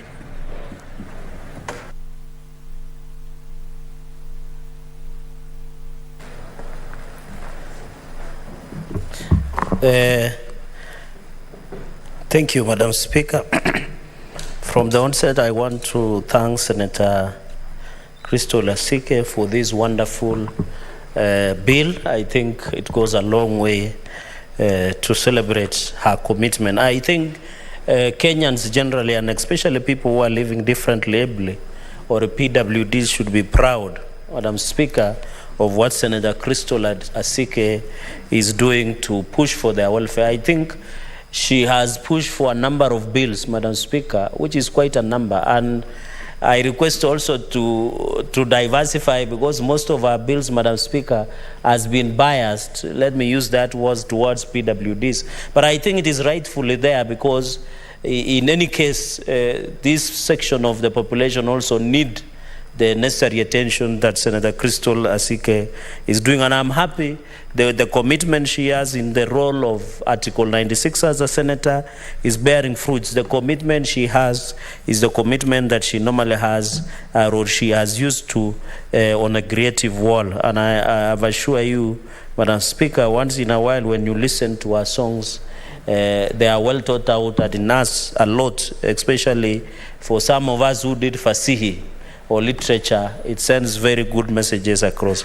So, Madam Speaker, the basis of the PWD, the Persons with Disabilities Bill 2023. Madam Speaker, according to 2019 Population and Housing Census, the population of PWDs in Kenya is 2% of the population. That is 0.9 million people live with PWDs in Kenya. Madam Speaker, to be a PWD, sometimes many people imagine that you must be born with it. Sometimes because of the accidents, Madam Speaker. You saw what happened in Londiani Junction, where more than 50 lives were lost, Madam Speaker. And we still empathize and sympathize with those families, Madam Speaker. A number of many people are still recuperating in the hospitals. And some of them might become permanently disabled. And these were able-bodied Kenyans, Madam Speaker. So PWDs does not mean that sometimes you are born with it, or because of other things in life, like accidents, which is rampant in this country, Madam Speaker. And I hope the relevant agencies, NTSA, Traffic Department, the Ministry of Transport should seize the matter, because we are losing many Kenyans through road accidents. And secondly, Madam Speaker, we are also losing many Kenyans who either lose their limbs or their hands, Madam Speaker, or even lose the art of seeing, Madam Speaker. And therefore, it becomes a challenge. So when we have a topic about the people living with disability, Madam Speaker, we should not imagine that these are different from us. They are also part of Kenyans. And there are people who are temporarily disabled, Madam Speaker. And where I come from, I'm happy, Senator Crystal, you are taking the lead in this, in the issue of legislation to ensure PWDs are recognized. Like in Nandi, we have a number of schools, like Kenya School, Kapsabet School for the Deaf in Kapsabet Town. We have small homes that are being sponsored by Catholics in Tindred, especially in, Madam Speaker, in Tachazis, which is sponsored by the Catholic. And I want to commend the role of religious organizations in this country. It's the Catholic has taken a role. A number of religious, even Salvation Army, Madam Speaker, are also playing a critical role. The Quakers, the Anglican, the Adventist. I want to commend the religious organizations for taking keen interest, especially to assist people living with disability. And Nandi has been a beneficiary of, especially of small homes that are supported by, Madam Speaker, by the Catholic Church of Kenya. And I want to really thank the Bishop of Eldoret Diocese, where our jurisdiction, my jurisdiction fall, Bishop Dominic Mengich, Madam Speaker, for ensuring those small homes continue to run. And you know, Madam Speaker, I visited, another one is in Dalat Jobs Public School for the people living with disability. The name Job comes from a young man who was born without arms and limbs. And she attended a normal primary school in Dalat in Masab sub-county. He went ahead to establish a public school specifically for children living with disability. And at the beginning of the year, around March, Madam Speaker, of this year, I visited that school. Madam Speaker, when you see the teachers and the community who support our children, Madam Speaker, they are doing a lot of job. These are heroes. These are people we should be giving head of state commendations. We should be recognizing them. Not people who just carry gitari and on the line and just vote, and then you give them head of state commendation, Madam Speaker. When you go and see, these are children who have different challenges, Madam Speaker, and they take care of them, they change them, they teach them to work, they do physiotherapy, Madam Speaker, and I'm impressed from what the job is doing in Dalat, school for PWDs, Madam Speaker. And I will, one of these fine days, I'll request Senator Crystal Lasige to visit those of my two schools. There are only two in the county, and also encourage, even to motivate them, to tell them being different is like all of us. Even if you are PWD, it does not mean you have less opportunity. If you are aggressive and you work hard, you can be who you can be. Madam Speaker, in the upshot of my opening remarks, because I'll be very brief, because I've been given the honor to second. Madam Speaker, when you look under Article 54 of the Constitution, it talks persons with disability. And I think the Disability Act that is credited to then Vice President Moody Awori of 2003, I think it has been overtaken by events, and I agree with her that we need to repeal that law and come up with a 2023 one sponsored by Crystal, the PWDs Act. And it is based on Article 54 of the Constitution, because Constitution 2010 is very clear. Like, for example, Madam Speaker, under Article 54, it basically, what Senator Crystal has done is the import of Article 54 and now give it a prescriptive nature in the legislation. For example, to be treated with dignity and respect, to be addressed and referred in a manner that is not demeaning. I think that is important, Madam Speaker. No one likes to be demeaned. Anyone in this, and they must their dignity, Madam Speaker. When you no longer have a dignity, you are no longer a person, Madam Speaker. And they must be respected, like but be to access educational institutions and facilities for PWDs are integrated into society to extent of compatible with the interest of the person. Madam Speaker, and I want to call upon parents, because research has shown that some parents, when they get children with PWDs, they hide them, Madam Speaker. They don't take them to school. They see as a curse, especially in our African setup, Madam Speaker. You don't choose, somebody was saying you don't choose the parents you are born to. And Madam Speaker, you also don't choose the children you get. So I want to ask parents across the country that let us be proud of our children, whether they are children living with disability or the normal children. And it does not make sense you hide that child because he's partially blind or is blind or cannot walk or has the challenges of walking or coordination and is a PWD, a PWD, Madam Speaker. We need to see them like our friends that are seated on your gallery, the students and pupils that are seated there. We need, if you have a child, let them be integrated as part of the society so that they don't feel less of being human being, Madam Speaker. And I'm happy that, Madam Speaker, in the last session we had Senator Maura, who was a PWD in terms of albinism. We have now a number of colleagues, and the champion of PWD, Senator Crystal Lasige. So we need that reintegration. I think somebody was telling me in terms of the speech of the child, coordination of movement, to be part of the engagement. But see, Madam Speaker, to reasonably access all places, public transport and information. Madam Speaker, I still request that, especially counties, whenever they are giving out scholarship, bursary, let them prioritize PWDs, vulnerable children, the orphans, so that they can get the best they can, Madam Speaker. I have told you, most parents, Madam Speaker, normally are not proud, especially some parents, I'm not saying all, are not proud when they have a child who is slow to speak, who has a PWD challenge, Madam Speaker. And access public transport in Kenya, I think it is still a challenge. Senator Crystal will agree with me, accessing a public transport in Nairobi, you must be, in Nairobi, Madam Speaker, you don't need to go for a gym if you are using public transport. Because the way those makangas or the matris, Madam Speaker, wanakudondosha, you don't need to, or they drop you, Madam Speaker. You are being dropped at the speed of 180 kilometers per hour. So you don't need even to attend a gym. So we still have a challenge, Madam Speaker, because even I've seen people, and I'm also guilty as charged, in an occasion where, Madam Speaker, even parking, designated parking areas, designated dropping areas for the people living with disability. You find somebody who is not a PWD parking on an area that is meant for people living with disability. And that is why public transport, Madam Speaker, is still a challenge. I don't know what the government will do so that even buses, the way they are designed, they drop on and pick off, Madam Speaker. I don't know in this country, Madam, we are always in a hurry. If we are not overlapping this country, Madam Speaker, we are good at bad manners.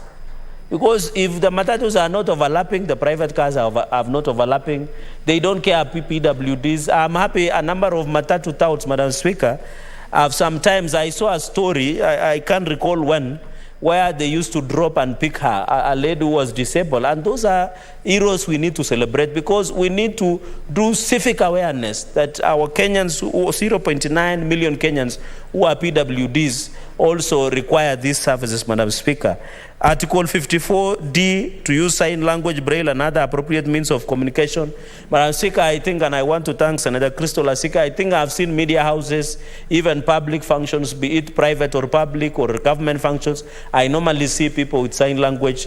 And I think Kenya has come a grown because it was not there before, Madam Speaker. And also to access materials and devices to overcome constraints from persons' disability. The final one, Madam Speaker, is Article 54E. I agree with Senator Crystal that we need to give tax-free and tax exemptions, especially to assistive devices. Madam Speaker, I used to be part of a group called, we were trying to get cochlear implants for the young children, Madam Speaker, and it is very costly. We are being told it costs up to 4 million to get those cochlear implants, especially for the children that have such challenges, Madam Speaker.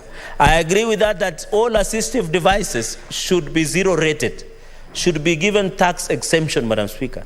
If we are giving tax exemptions to corporations to start business, I see, which is good, I see corporations come into the country and say, give us tax reliefs, give us tax exemptions so that we can set up business in this country. Let us be humane. Let us give also tax exemptions and reliefs to assistive devices, Madam Speaker, because they are very costly, especially for the people living with it. And this is a small part of our population. It's only the greatest thing that the government can do is to exempt, Madam Speaker, especially on assistive devices, be it listening, walking, because even I remember when I had a political accident in the last session, Madam Speaker, buying that is it called Mkongojo or assisting walking crane, very expensive. I doubt even not, and that is why when you go to the village, Madam Speaker, you get somebody working with the miti, this one, Adonna Ribagora, because, Madam Speaker, it is expensive to get the crane, Madam Speaker.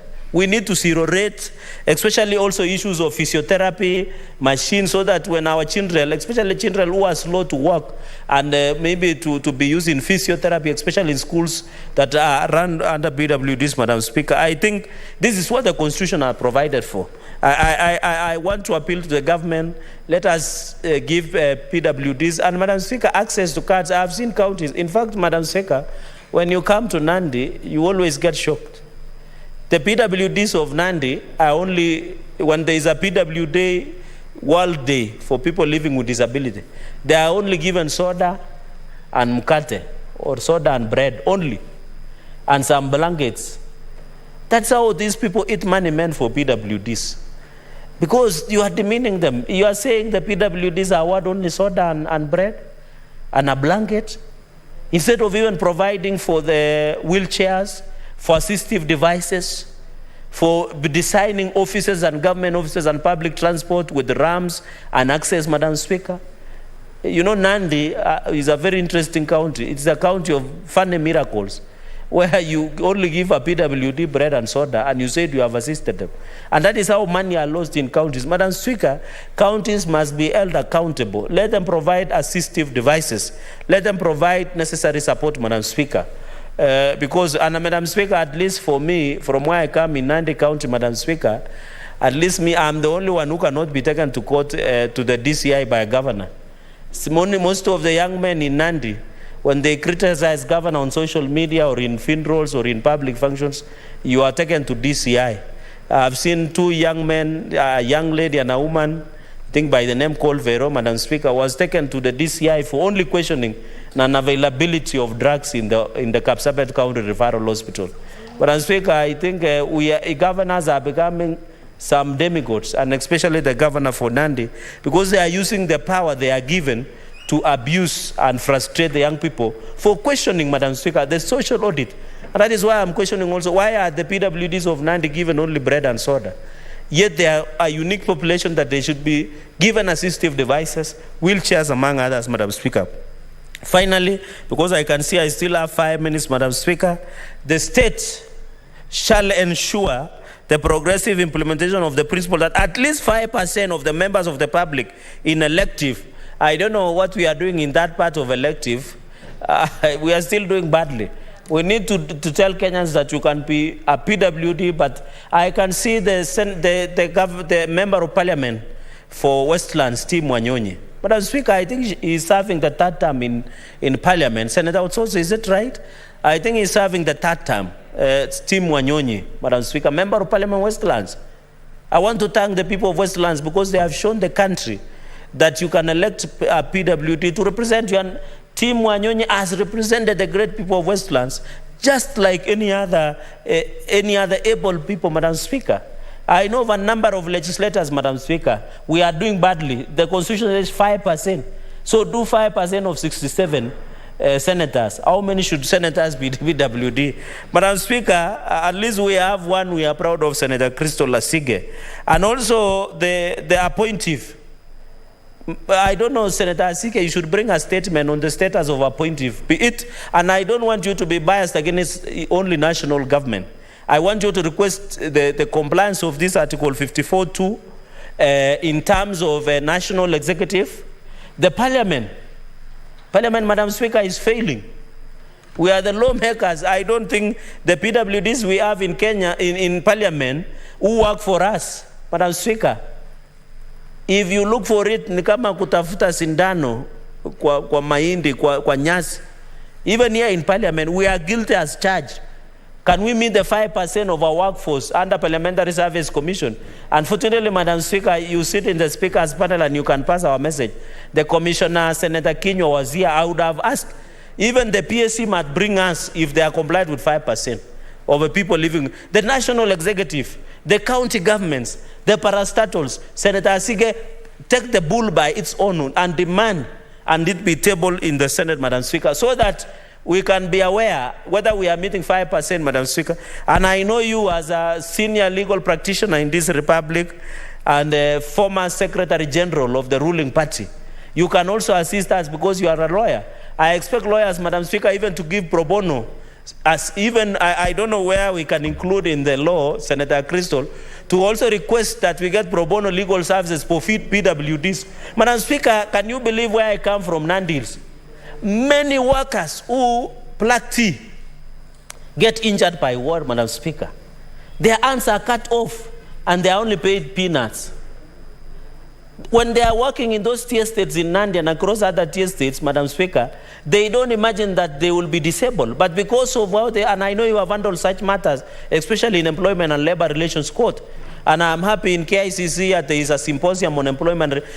Senator Crystal, we have another small, another dangerous, silent people that is forcing people to be, especially our tea estates, because of pangas. People are losing their limbs, their fingers, their eyes, because, Madam Speaker, as they do that job, it is very unfortunate. So, Madam Speaker, I want to appeal that let us widen. This thing is not only unique, Madam Speaker, to only people who are born with, but we get along, Madam Speaker. And there is a crisis. I went to court, in the labor court. You get people who are working in tea farms. In many other farms, Madam Speaker, they have lost their limbs, their fingers, their hands, Madam Speaker. Even another killer that is causing disabilities is the border. We need to also, I am happy that the President a few months ago launched training for borders. And I'm happy a number of even my chairman of border circle in Nandi attended. Madam Speaker, when you go to casualty in Moichiting and referral, in Kapsabet, in all our facilities, even near KNH, there must be an accident caused because somebody is injured through motorbike. I'm not saying the borders are bad for the country. They are not, but we need to teach them so that they cannot continue to injure and cause grievous bodily harm and create, Madam Speaker. Madam Speaker, I want to conclude with since I don't know, I'm the seconder, but my time has been limited. Madam Speaker, I just want to go to obligation of counties, section section 5. Senator Chiradige, I'll give you only half a minute to conclude so that you second that. Point of order, Senator Wakoli. Can you freeze that half a minute? Frozen. Thank you, Speaker. I want to standing order number 105. My good learned friend alleges of people being taken to DCI by His Excellency's governor. If a senator has sufficient reason to convince the Speaker that standing order, is it in order for the good advocate barrister to allege that bloggers or young people working online will end up being disabled by the standing governor? Is it in order to say that boda are bad people? Are you talking about boda riders or the motorbike itself? Thank you, Speaker. Honorable Senator Chiradige, you know the firm rules of the standing order. Correct. And the procedure and the practice of this House. Correct. You cannot allege facts without proving them, especially when you're alleging them against a person who is not before this House. So you either substantiate or withdraw that. Madam Speaker, I don't know because he has mixed me. There was an aspect of border riders, and then DCI. I didn't get him, but what I can put in perspective. He was specific on the DCI. No, what I was saying, I was using an example because it is a debate that young people, and you know, Madam Speaker, we can criticize the governor because it's a position. Even the presidents, even the executive, even parliament. That's why we criticize parliament as is, even the judiciary. Honorable We are not Senator, singling out an individual. Honorable Senator, we know for a fact the governor of Nandi is one person. Correct. So withdraw that statement. No, I unless will you not have withdraw. I will substantiation. bring to substantiate if you give me time. You will substantiate? Yes, if you give me time. Okay, bring that Yeah. evidence tomorrow by 2:30. Correct. Madam Speaker, the finally on the obligations of the county government in a half a minute, I think I'm happy access to free primary education, inclusion of persons with disability in the county public service board. I think the affirmative aspect of procurement. Because if you want these people, Madam Speaker, to work, empower them. And the only power to empower them is giving them the finances.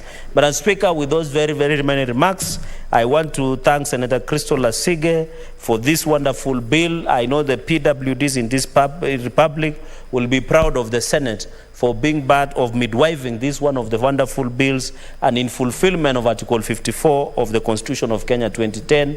Madam Speaker, with those very, very many remarks, allow me that I beg to second this bill. Thank you, Senator Chiradige.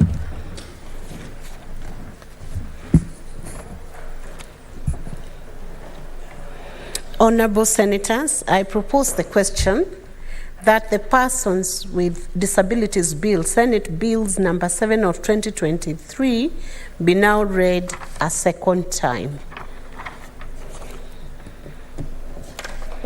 I have a communication also from the chair on visiting teachers and students from Gatamayo High School in Kiambu County. Honorable Senators, in the public gallery, we have 48 students accompanied by 3 teachers from Gatamayo High School, Kiambu County, who are in the Senate on an education tour. Honorable Senators, in our usual tradition of receiving and welcoming visitors to Parliament, I extend a warm welcome to them, and on behalf of Senate and on my own behalf, wish them a fruitful visit. Thank you. And I want to call upon Senator Joe Nyoto from Muranga to welcome the students together with Senator Otsotsi. Half a minute each. Thank you very much, Madam Speaker, for this opportunity to welcome students and teachers of Gatamayo Boys High School. We want to thank the administrators of that particular school for choosing the Senate as a place where the students can come and learn. And we want to welcome them here, like you have said, Madam Speaker, And we want to tell the students that what they have seen happening here is exactly what they should aspire to be doing in the future. Very sober debates, very sober contributions, and this is what the Senate does. I know they will be taken through the roles of the Senate by the sergeant-at-arms and those that receive them. But Madam Speaker, I want to tell them that we were students like them. And we are here because first, we believed in God and we carry the belief in God in our hearts. We obeyed our teachers and our parents, and most of all, or above all, we worked hard. And so, our dear boys, sons from Gatamayo, welcome to the Senate. Thank you, Madam Speaker. Senator Joe, Senator Utsotsi. Thank you. I'm Godfrey Utsotsi, the Senator of the good people of Vihiga County. I also join in welcoming the students from Kiambu County to this Senate this afternoon. Kiambu is a great county, and historically Kiambu has produced 2 presidents of this country. So you are welcome to the Senate, and I hope you learn a lot from what you are seeing around. Coming to the gallery is a very refreshing thing. I got interested in politics and leadership because in the 90s, when I was at the university, I used to frequent the public galleries. Those days they used to allow members of the public to come to the galleries, and I learned a lot. I saw people like Martin Shikuku, I saw people like Mwai Kibaki, Raila Odinga, people like James Orengo, and I learned quite a lot. By then, William Ruto was not there. He came in 97. So he's a very recent politician. So I get to know a lot, and I got interested in politics, and I worked hard to become nominated member of parliament and later on the senator of the great people of Vihiga. So I'm sure you will learn 1, 2 things and you'll get interested, but for now, concentrate on your studies, grow in your academics, and become professionals and join politics after you have worked and understood how the environment works, how professionals work, to get experience and understand leadership from there. So welcome again any other time. And the senator of your county, the Miracle Senator, is my great friend and a very serious member of my committee, Senator Thangwa.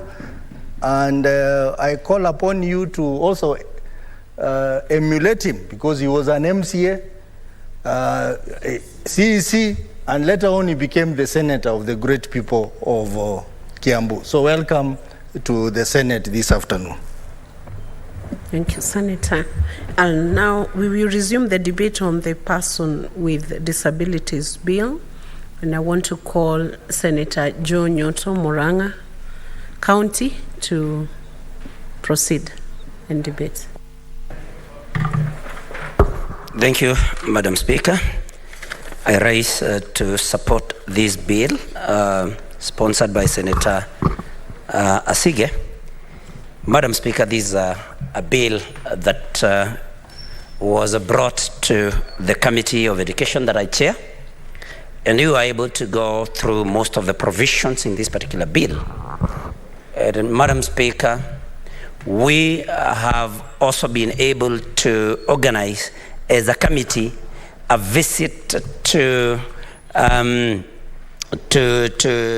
institutions that teach this group of Kenyans, Madam Speaker. We have been able to go to Uasin Gishu County, and we were able to visit a school for the hearing impaired. I think that is the right way to put it. We were also able to visit those with some mental challenges. We were also able to visit a school for those with autism. And Madam Speaker, this is a group of Kenyans that we need to think very deeply about.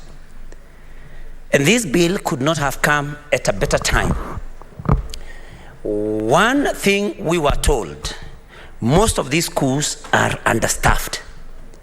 Why? Because especially in schools where, or in schools of those with the mental challenges, sometimes we were told that every learner may need to have a teacher for themselves.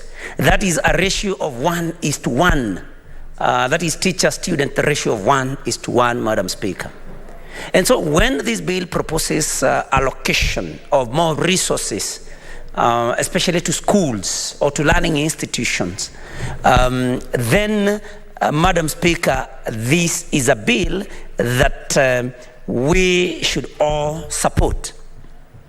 And because counties are limited in a way in the matter of resources, Madam Speaker, I'm so happy that this bill puts obligations on the national government besides county governments.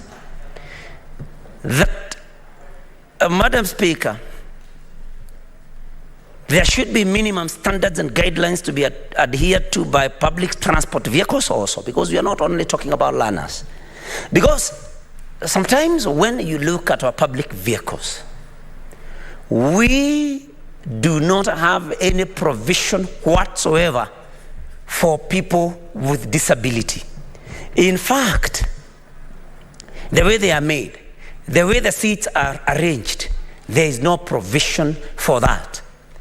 And Madam Speaker, these are people, especially if you talk about somebody who is on a wheelchair, this is a person that needs to be accompanied by somebody else and by their wheelchairs, which take a lot of space. So, Madam Speaker, as a country, we must ask ourselves, what is the place of those living with disabilities in our society? Are we doing enough? Have we made enough provisions? Because, Madam Speaker, you will see some passenger vehicle operators even charging double fare for those that live with disability, because of course sometimes they may occupy more than one seat. Honorable Senator. Yes. I'm sorry, I have to interrupt business right now because there was an earlier direction by the Speaker that at 5 p.m. the House will adjourn for Honorable Senator Mudigi to move a motion pursuant to Standing Order 37 of the Standing Orders. Honorable Mudigi. Madam Speaker, I am begged to move the following motion that pursuant to Standing Order 37, the Senate do now adjourn to discuss a definite matter of urgent national importance, namely the systematic breach of speech, destruction of public and private property and livelihoods through repeated incitement of members of the Republic to civil disobedience and illegal public demonstrations and protests that climaxed with the sense of lawlessness witnessed in several parts of the country on 7th and 12th July 2023. Madam Speaker, in our country, Kenya, in every year, 5 years, we do election, and after election, we must have winners and losers. In G, around 30 years, we are doing election, but after election, after information of the winners, the losers always bring division and chaos and fighting. Around the election of 2012 and 2013, there was president who was called President Kibaki, and Raila Amolo Odinga was number 2. After election, it bring a lot of chaos, and after election, we communicated because of peace. They find unity, and before unity was a lot of problem. 2017 was an election of Mr. Uhuru Kenyatta and Amoro Raila. After election, they bring a lot of confusion and chaos after Supreme Court. They communicated after big war of division, they come together. Around 2022 was an election of our President Samuel William Ruto. He was pronounced the winner. Second, Rusa was Raila Omoro. But after that, now it is about some years with a lot of confusion. After losing on Raila, he stated to the court of law. Finally, he was announced the winner, the Rusa. But after that, we are experiencing a lot of division of two parties. In Kenya, every time we have a lot of confusion, a lot of breaking of many houses, fighting, even burning cars of the people, and a lot of confusion. I can say about on 7th and 12th of this month was a lot of confusion. Many people were injured, others in the hospital. Many businesses were closed. After that, they extended even to break a big road, expressway, which the contractor of that road want to be paying about 700 million. But after that, there is another rumors about tomorrow and big maandamano. My question is about this. Is it possible for our government, another ASMIO and our government of Kenya Kwanza, whether they can find a dialogue to sit together to see the way forward?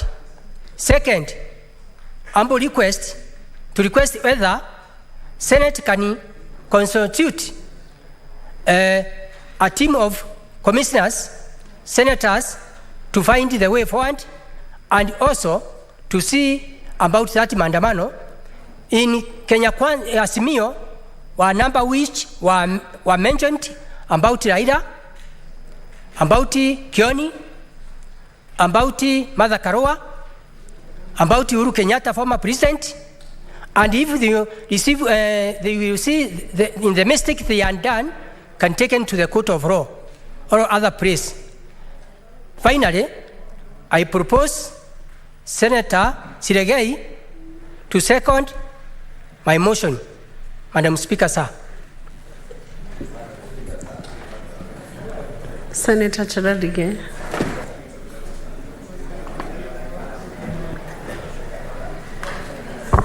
Thank you, Madam Speaker. I rise to second the adjournment motion to discuss the issue of national importance as per our standing orders. Madam Speaker, I think the upshot of the argument of Senator Mundigi is based on article number 37. Madam Speaker, allow me to read this provision because I've seen our colleagues in the minority side and ASMIO One Kenya Alliance quoting it.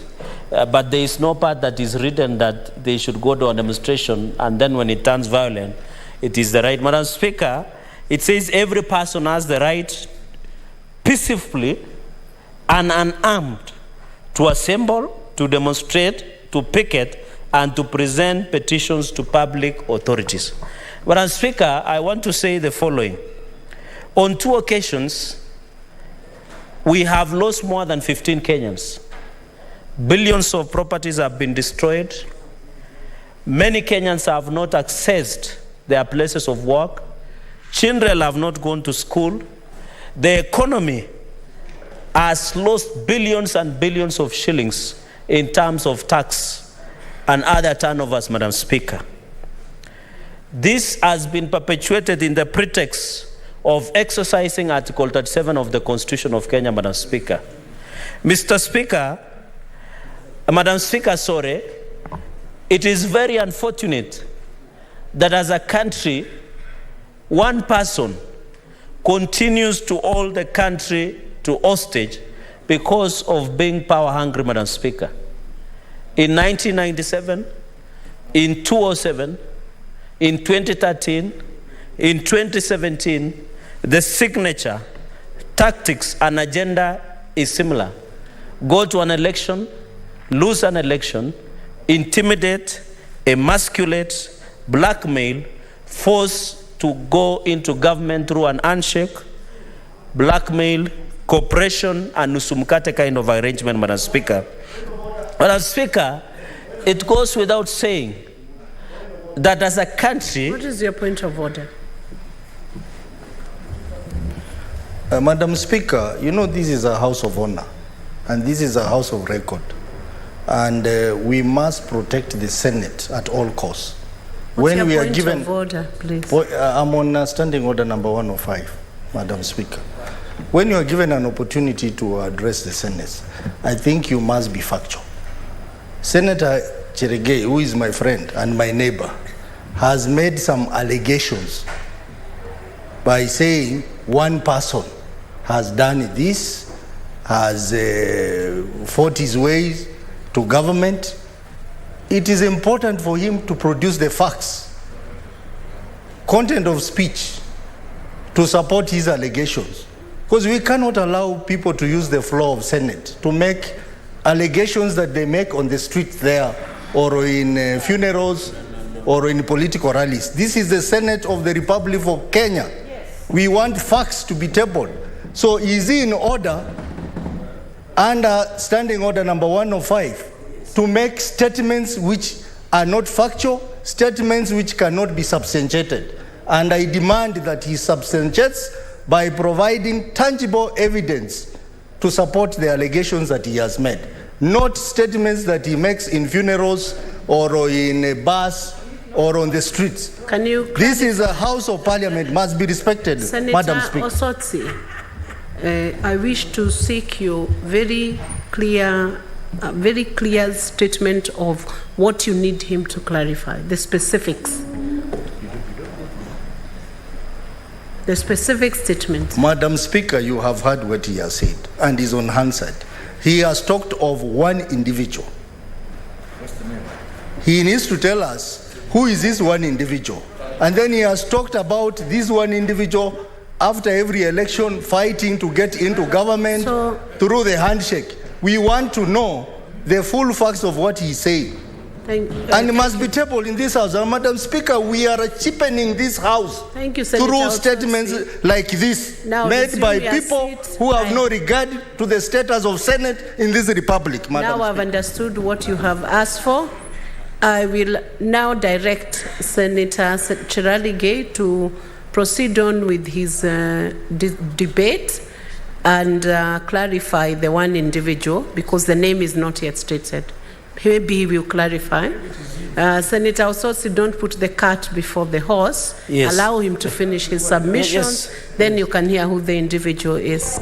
In fact, I want to assist Senator Osotsi that there is a court matter already in Speaker Mate of the Embu, that you cannot challenge a process at the beginning. You wait until I finish my submission. But as Speaker, I want to put the record. You know, Senator Osotsi might be, maybe he's a member of a bar. Personally, I'm a teetotaler. I don't take alcohol.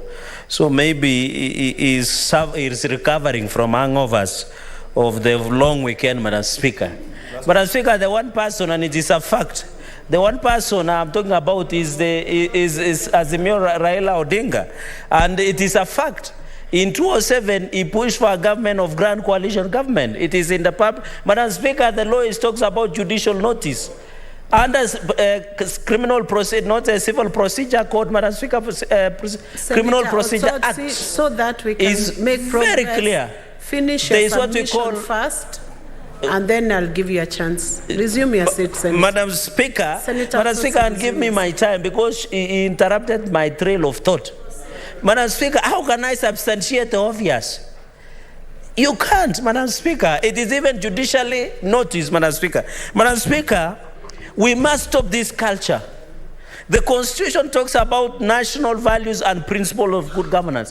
One of the tenets or principles is rule of law. In this country, Madam Speaker, when we go to an election, I don't know of any senator, including Senator Utsotsi, my neighbor. I know the opponent and the competitor of Senator Utsotsi. I am not aware that the person he defeated has gone for an mandamano to take away his seats, Madam Speaker. And I want to tell the country, Madam Speaker, the illegal demonstrations being perpetuated by Azimio One Kenya lands is no longer about what they are saying about cost of living or the high cost of food. It is that they are power hungry, Madam Speaker.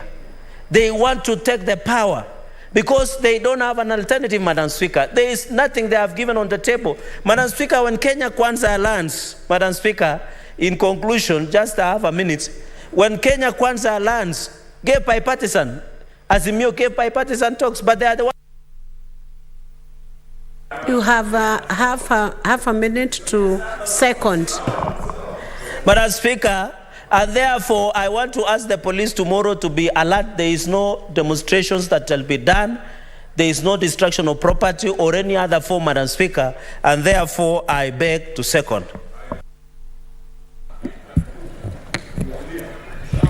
Honorable Senators, I propose the question that pursuant to Standing Order 37, the Senate do now adjourn to discuss a definite matter of urgent national importance, namely the systematic breach of peace, destruction of public and private property and livelihoods through repeated incitement of members of the public to civil disobedience and illegal public demonstrations and protests that climaxed with the scenes of lawlessness witnessed in several parts of the country on 7th and 12th July 2023.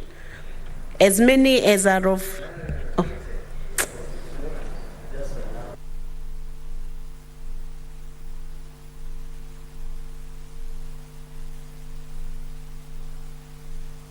we will now allow for debate on this.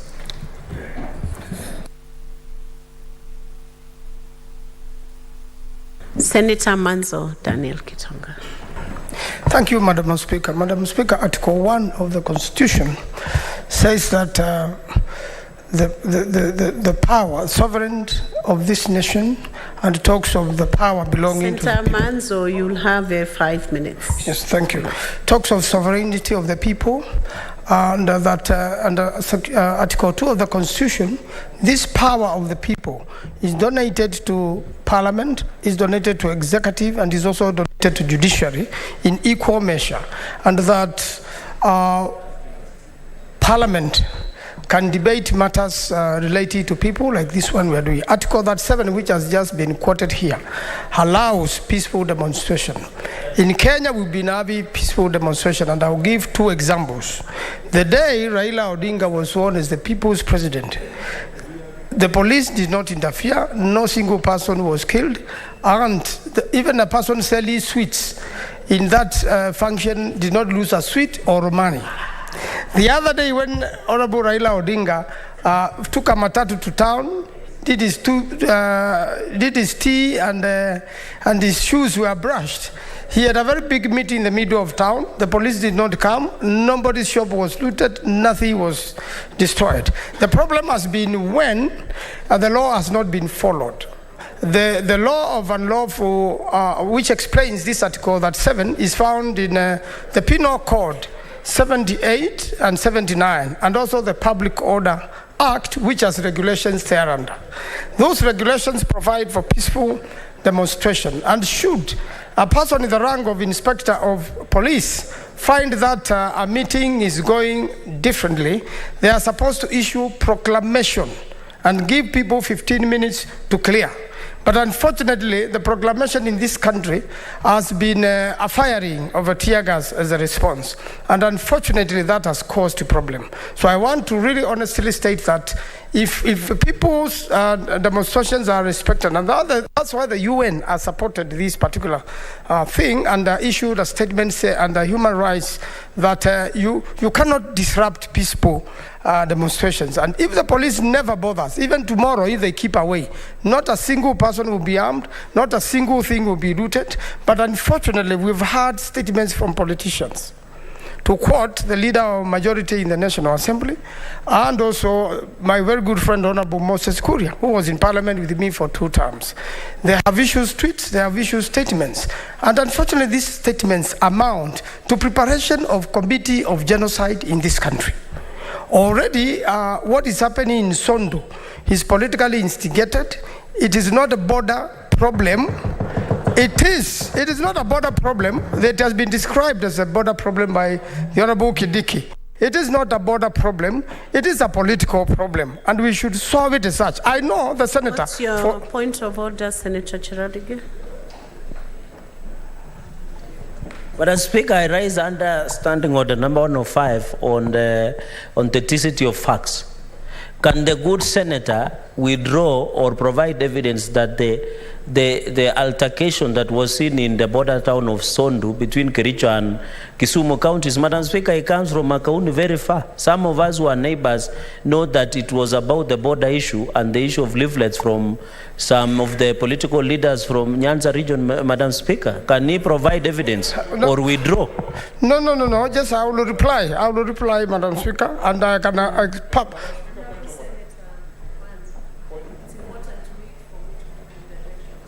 My apologies. So that we have order in the House, can you respond to the point of order that has... Thank you. The Honorable Kidiki issued statement, and I've been talking to the senator, the leader of majority in this House, who has explained to me the whole situation. My interpretation of the law, which is very clear, those are tribal clashes. And, and the leaders are doing everything in the 2 counties to mediate.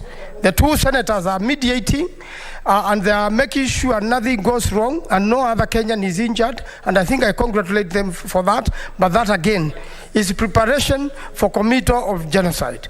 Tomorrow, vigilantes have been arranged to come and confront demonstrators. Honorable Senator Manzo, you know that is a very serious national matter, which is live. You would need to substantiate. Can you bring evidence to that effect?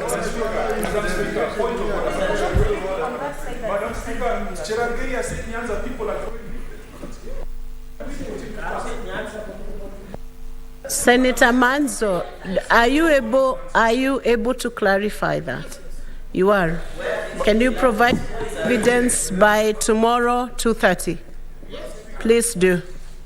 We proceed. I proceed to say that also the plans, just 1 minute. Let him finish, I'll give you a chance. The planned demonstrations tomorrow, there are statements to the fact that the tactics have changed, and that Minister Kuria from his street and the leader of majority in the National Assembly have organized vigilantes to confront peaceful demonstrators. Again, that is preparation to commit a felony, namely genocide.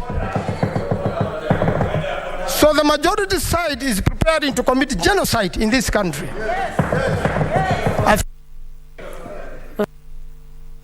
Point of order from Senator Kajwang and then Senator Karungo Dangwa. Madam Speaker, we are dealing with very sensitive national issues. And Madam Speaker, it cannot be allowed that it goes on the record of this House, the assertions by Senator Cherargei that the clashes in Sondu are instigated by Nyanza leaders who are circulating leaflets. Can he, under the standing orders, substantiate or otherwise apologize and withdraw? And Madam Speaker, as you have directed, and it is unprecedented for the chair to demand for evidence from a member when a member is debating, because the chair is a referee.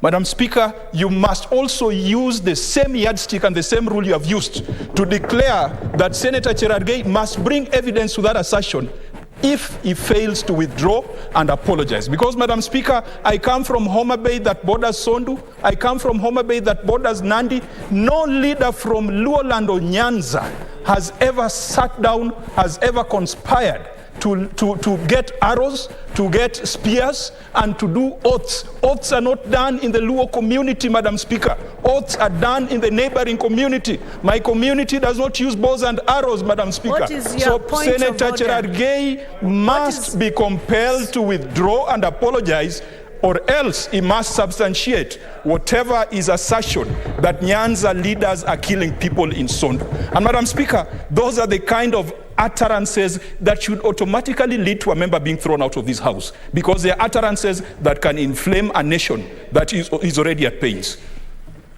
Honorable Senator Kajwang, I have directed that Honorable Manzo to bring evidence to support what he alleged.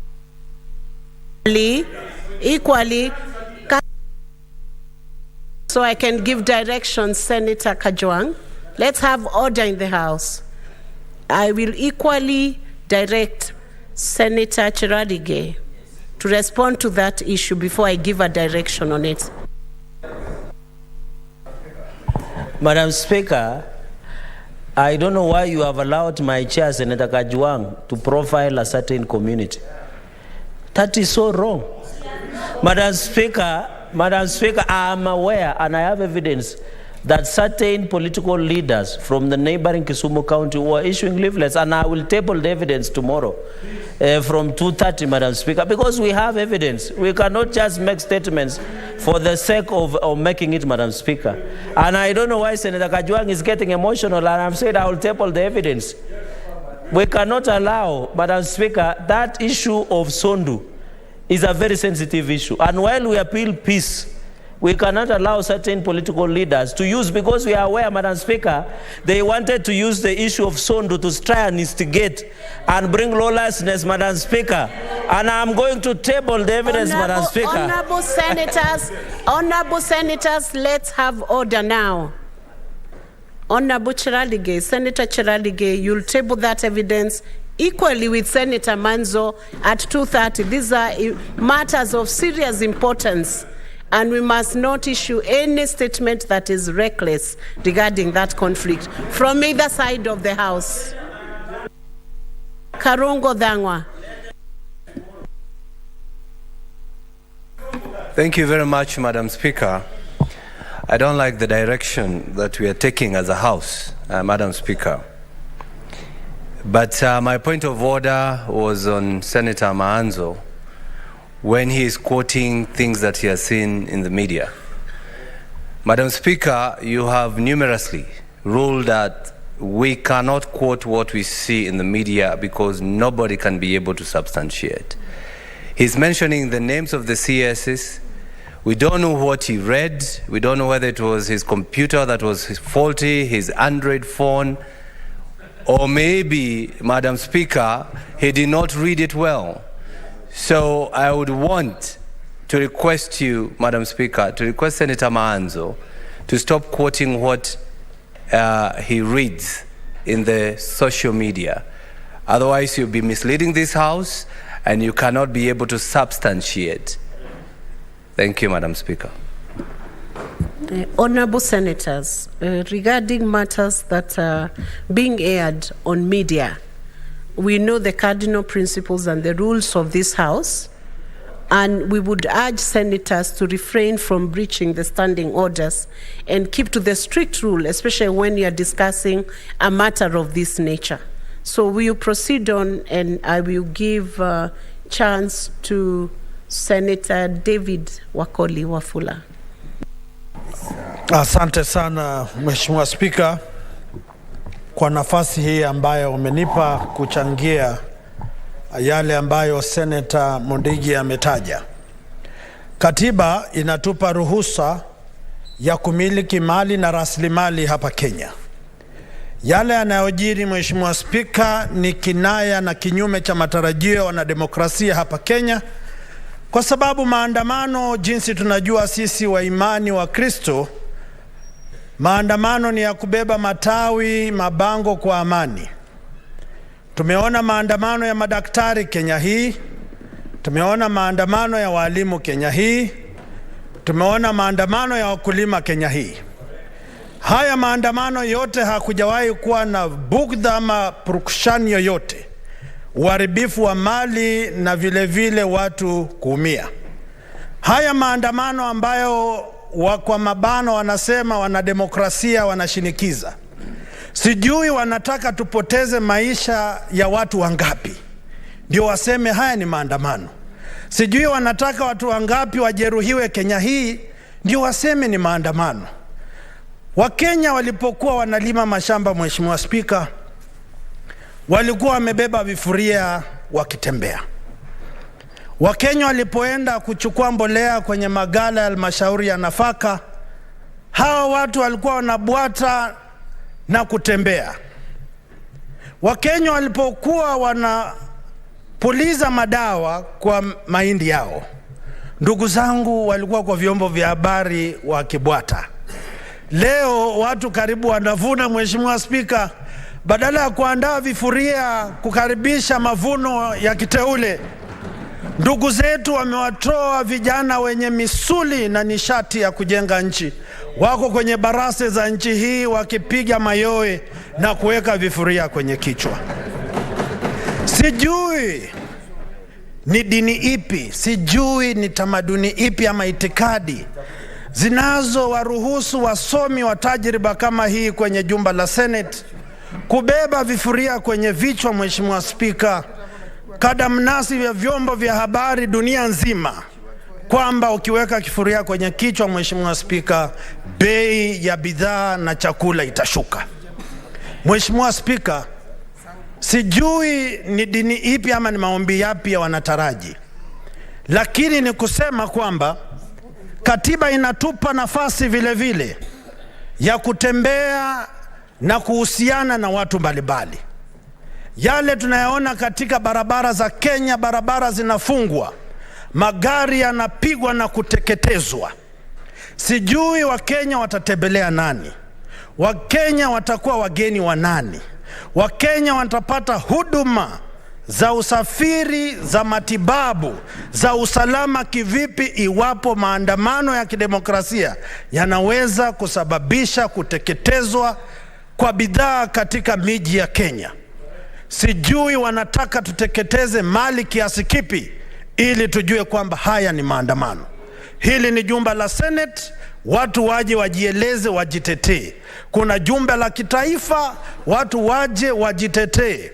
Hivi sasa tumekuwa tunatunga sheria mbalimbali za kilimo na ufugaji, hawasemi chochote. Bei ya unga imekuwa juu, hakuna mtu anapinga. Ukienda Tanzania, ukienda Uganda, ukienda nchi za ughaibuni, hali ya maisha imepanda. Lakini sijaona Waingereza wakibeba vifuria kwenye kichwa. Sijaona ndugu zetu wa Tanzania wakibeba vifuria kwenye kichwa. Falsafa ya sufuria kichwani imetoka wapi? Mimi naomba Mheshimiwa Spika, kwa mara ya kwanza katika Kenya hii, yale ambayo viongozi wanatamka mbele ya umma na kupiga vifua kwamba lazima nchi isimame, kwamba lazima biashara zivunjwe, hiyo sio demokrasia, hiyo sio haki ya Wakenya.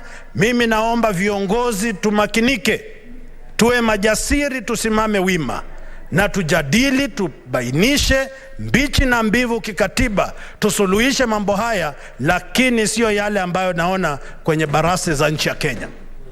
Mwisho kabisa, kuna tabia mbovu ambayo nimeona, Mheshimiwa Spika, ndugu zetu wanatumia vyombo vya habari kusambaza Senator Wakoli, your time is up. Senator Moses Kajwang, Otieno.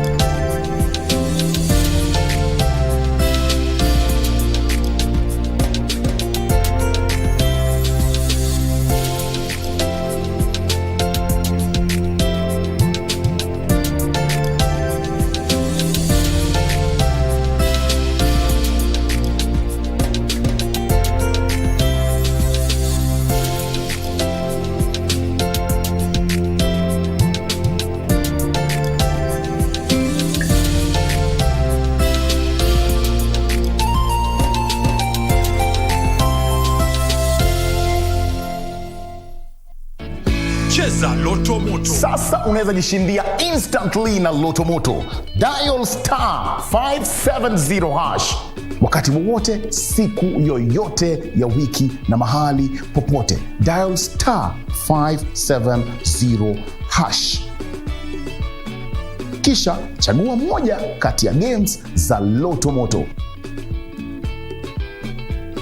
Weka stakes zako 50 shillings, 300, 500, 2,000 shillings. The bigger your stake, the greater or the bigger your prizes. Cheza mara kadhaa na kumbuka, cheza responsibly. 18 years and above. Cheza Loto Moto. And you wore the necklace. Yes, that was your wish. And you know I love to please you. I'm very much certain that Oligario Montoya isn't the father of Fabiola, for her real father was Tulio, your brother. It's now or never. Let's go, Fabiola. Let's go. Fabiola! Fabiola, come back here! It's too late now, Oligario. What are you doing, Fabiola? You stop right there!